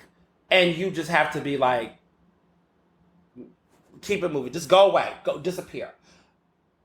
No one says a person can't come. If you're at a social space, at a nightclub or something, say, hey, how you doing? You look nice. Would you like to dance? Whatever, right? That person say, no, I'm good. Okay, that's it. Let's go. Right? We're not grabbing somebody. We're not saying, really? What can I do to change your mind? Like, you're being persistent. That's when you're doing too much. When you have to follow up and that's too fucking much. DMs, how you doing? Oh, I love your picture. That's a nice picture. If that's what you want to say, okay, cool. Okay. Girl doesn't respond back. Leave her alone. That's it. It's over. That's it. You didn't get a response. Or if you got to thank you, like, read the room. And a lot of guys know a situation is not budging in their favor. And the decision to then cross that line and keep crossing that line is the part where it becomes harassment. Harassment, I mean, unless you're, now let me be clear. This is only when we're talking about verbal situations, that if there is a situation where physical contact, it can automatically be completely unacceptable. You have no right to put your hands on somebody without their consent, and whatnot. Like, don't do that. Absolutely not, right? And people learn, right? Like, okay, these dynamics. I think what I have learned over the years, I mean, you know, before I was in a relationship, that queer culture, that we need to talk more about it in the queer community, because there has been a culture of hypersexuality that made people think that in the pursuit of liberation or exchange, that within our community, those boundaries felt like they didn't exist as much. Now, granted, rape is fucking rape, but the idea around, you know, just touching someone or just going up and hugging on someone with, you know, those boundaries a lot of times were not reinforced. And you got a generation of queer people, in my opinion, amongst themselves. Amongst queer community, I think, especially with youth, like people I mentor and I talk to about these issues, it's a generation where we're now starting to have those conversations around like sexual harassment, inappropriate touching and things. But I think when I was growing up, I did recognize that we never talked about it in the same way. I mean, clearly people knew not to rape people, and if you was raping people and drugging people, like, okay, you was a fucked up individual, but like going on a dance floor and dancing up with somebody, like that was never like that's not appropriate, because there was just this norm of like everyone quote unquote being free. Now, I don't understand the argument for straight people, because most of the time education around sexual harassment and rape culture has always been super heteronormative, right? Everything has always been this dynamic. And I mean, as a black gay man, I'm completely like I am actively fighting against sexism in my daily life, trying to reinforce. I mean, no one walks out the room, they ain't a sexist bone in my body, right? But consistently reminding myself and thinking about the society we're in and interacting with women, right? That's been programmed in me because of the education being super heteronormative, but also because I also did the additional work around feminism and intersectionality and reading all of these great books and talking to women who do this work professionally. But when I think about these dynamics around the queer community, it's still a weird thing. I'm seeing more youth talk about it. I'm seeing community centers and groups starting to talk about that more. But when I was growing up, like in my, teens, it was just almost like an acceptance of sorts around it. And, looking back, I'm like, well, shit, some stuff I did back then, I would have done now, because I'm like, shit, like I wouldn't just be at the party, being like, hey, want to dance cute or be a flirt. I mean, it was just such a different culture. And we're realizing post Me Too that Me Too has not been the Me Too movement, not necessarily like Tarana Burke is killer, but some of these other groups that have ran with it, they have not opened its doors to talking about the issues with it within the LGBTQI community. And so I say all this to talk about the situation that happened with Ed Buck. So if y'all don't know who Ed Buck is a white man, old white gay man, rich man who lives in LA, who got convicted on all charges related to 2 deaths of 2 black men, gay men. One that was in their 20s, and then one that was like in their late 30s, early 40s, I believe. And basically what happened in this situation was that Ed Buck, he was a rich Democratic donor. He donated to Hillary Clinton. He donated to a lot of people. He had a lot of money and influence. Got a condo, and in his private life, he was into sex and drugs. I mean, he was doing drugs, okay? Not cannabis. We're talking pills and coke and all kind of shit, and was doing drugs. And what he would do was he would lure and invite black gay men. He was into black men. He had a fetish, and he would do drugs with them and get high with them and have sex with them. And, you know, sometimes I guess give them money like sex workers. He would fly them out, but he would have these drugged up, drunken sex parties and sexcapades in his apartment. Well, because he's a reckless motherfucker, two of the dudes in that house had overdosed. And the first time there was the overdose, the coroner's office and them said, you know, oh, it's an accident. We don't see no foul play. He got away with it. And there are people like Jazz Mechanic, which is this strong legal advocate, black woman who's been at the forefront of this. This incident first took place in 2017. So it's been 4 years. July of 2017, the first incident happened with this young black man who died. He came from Texas all the way to Ed Buck's house to have this experience, and he had an overdose and passed away. When that happened, it was a lot of news, but I mean, it was talked about in the circles, but it wasn't given. I feel like had this been a cishet situation with two straight people, this would have never been a conversation. This would have been bigger, but for whatever reason, it was on a low. And so everyone was like, okay. So then 2 years later, January 2019, another black man was found dead in this man's house around the same types of drugs. So this man, you would have thought that after that awkward, embarrassing, weird situation, that this man, Ed Buck, would have stopped right there and counted his blessings because he got away with fucking murder. No, he decided that he wanted to go back in, keep his thing going, because he basically was struggling with addiction. So then he turned around, did a situation, and then this man died in his house. So at that point, LAPD, right, the best in the force, right. They decided, okay, enough's enough. We got to arrest this motherfucker. So he got charged, federally charged, and there was a whole trial. Well, the verdict came in, and Buck has been found guilty on all charges. That motherfucker's going down. But it took 4 years. 4 years.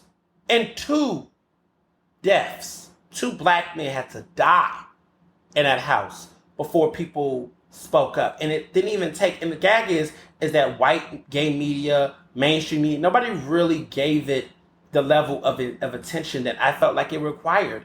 And it was because it involved, you know, 2 black queer men that clearly were not rich or prominent or well known. A lot of people who were liberally slanted.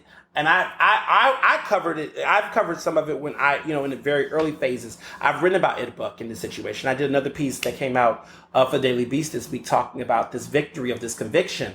But what was sad to me was that so many people really stayed hush on it and didn't say much about it. And it just goes to show you that we still have this double standard in our community when it comes to who gets to matter in these conversations around sexual abuse and violence. Because this was very much so a Me Too story, or part of that canon to a degree. And it's about power, sex, abuse, about the fact that this man, because he was a Democratic donor, a lot of the progressives and liberals that were white didn't really want to censor this because a lot of this was happening during clearly the Trump era, and they thought it was going to be a distraction to the conversation around accountability because this was a Democratic donor who had a scandal of his own, kind of like in the same way that we see Harvey Weinstein. But to also be clear too is that this conversation was, this death happened July of 2017, the first one, which was before the Me Too reckonings had occurred. But it was interesting that even in the midst of the bigger, the death that happened 2 years after that one, that no one really said, look, we need to talk about this or put a magnitude to it. It just shows you that homophobia and the public's empathy around these issues is still a problem. And so I just really think, and I hope that with this conviction, that this begins to open up the conversation even more, and also remind us to listen to Black queer people when they talk about some of the double standards and the things that are happening. It's just real. So, yeah. So lastly, before I conclude this, first of all, I just have to say I am heartbroken. I am devastated that Arthur, yes, Arthur, okay, is going to be ending after 25 years. They're canceling it. It's going to end in 2022. The final season of Arthur is going to be next year. I know. I haven't seen Arthur. I mean, 25 years of Arthur. You have to understand, I grew up on Arthur, okay? He's an aardvark, okay? And a cultural symbol, a cultural icon. And it's going to end. I feel like if this end and The Simpsons end, I just don't know what's going to happen in the world, because I have lived in a world. Well, first of all, I've lived in it my entire life. The Simpsons have been in existence. I was born in 1991. Yes. So Simpsons have been in existence as long as I've been alive. So I just feel like if The Simpsons end, I'm going to be heartbroken. Arthur's been around for just as, a little longer too. And I'm just like, what? No Arthur? What is there a world with no Arthur? Like these kids, like if you take away Sesame Street, it's over. I've lived my entire life with Sesame Street too. Like you can't take away these classics. What are we doing? But anywho, on my last note. So last week I talked about hygiene for men. Mila Kunis and Ashton Kutcher are saying that they do not wash their children unless they have to. If there's dirt, they'll wash it off, but they're not like crazy on their kids taking showers and shit. Why did you need to tell us this? Did you think this was going to end well? As a black person, there's been unfortunate stereotypes about some white communities about their hygiene habits. I know that there's always been a cultural thing about white people. This is the stereotypes. I'm not saying I co-sign them, but wet dog, dry coin, old coins, stereotypes about hygiene in the sense that there's always been this notion that culturally that white people hygiene differently from black people and from other groups. And you hear little weird articles about people not showering every day or whatever. And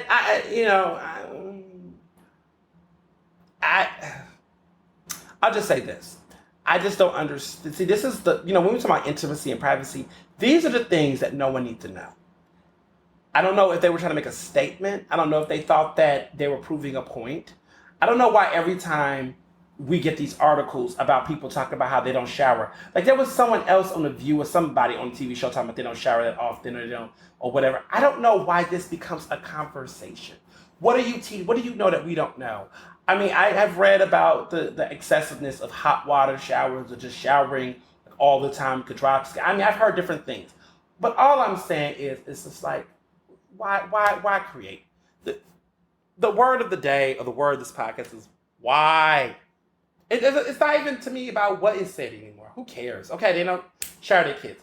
My whole question is, why do we need to know that? Why did you have to say that? Why are you asking for these problems? That's the $1 million thing for me. So that's all. Take a bath or don't take a bath. But if you are trying to be around me, I'm gonna need you to take a bath. That's my guidelines. I need you to be fully vaxxed, and I need you to take a bath if you're around me. But if you're around your crew and y'all say fuck the variant and fuck soap, do that with your crew. But don't bring that over here. So that's all. Be best.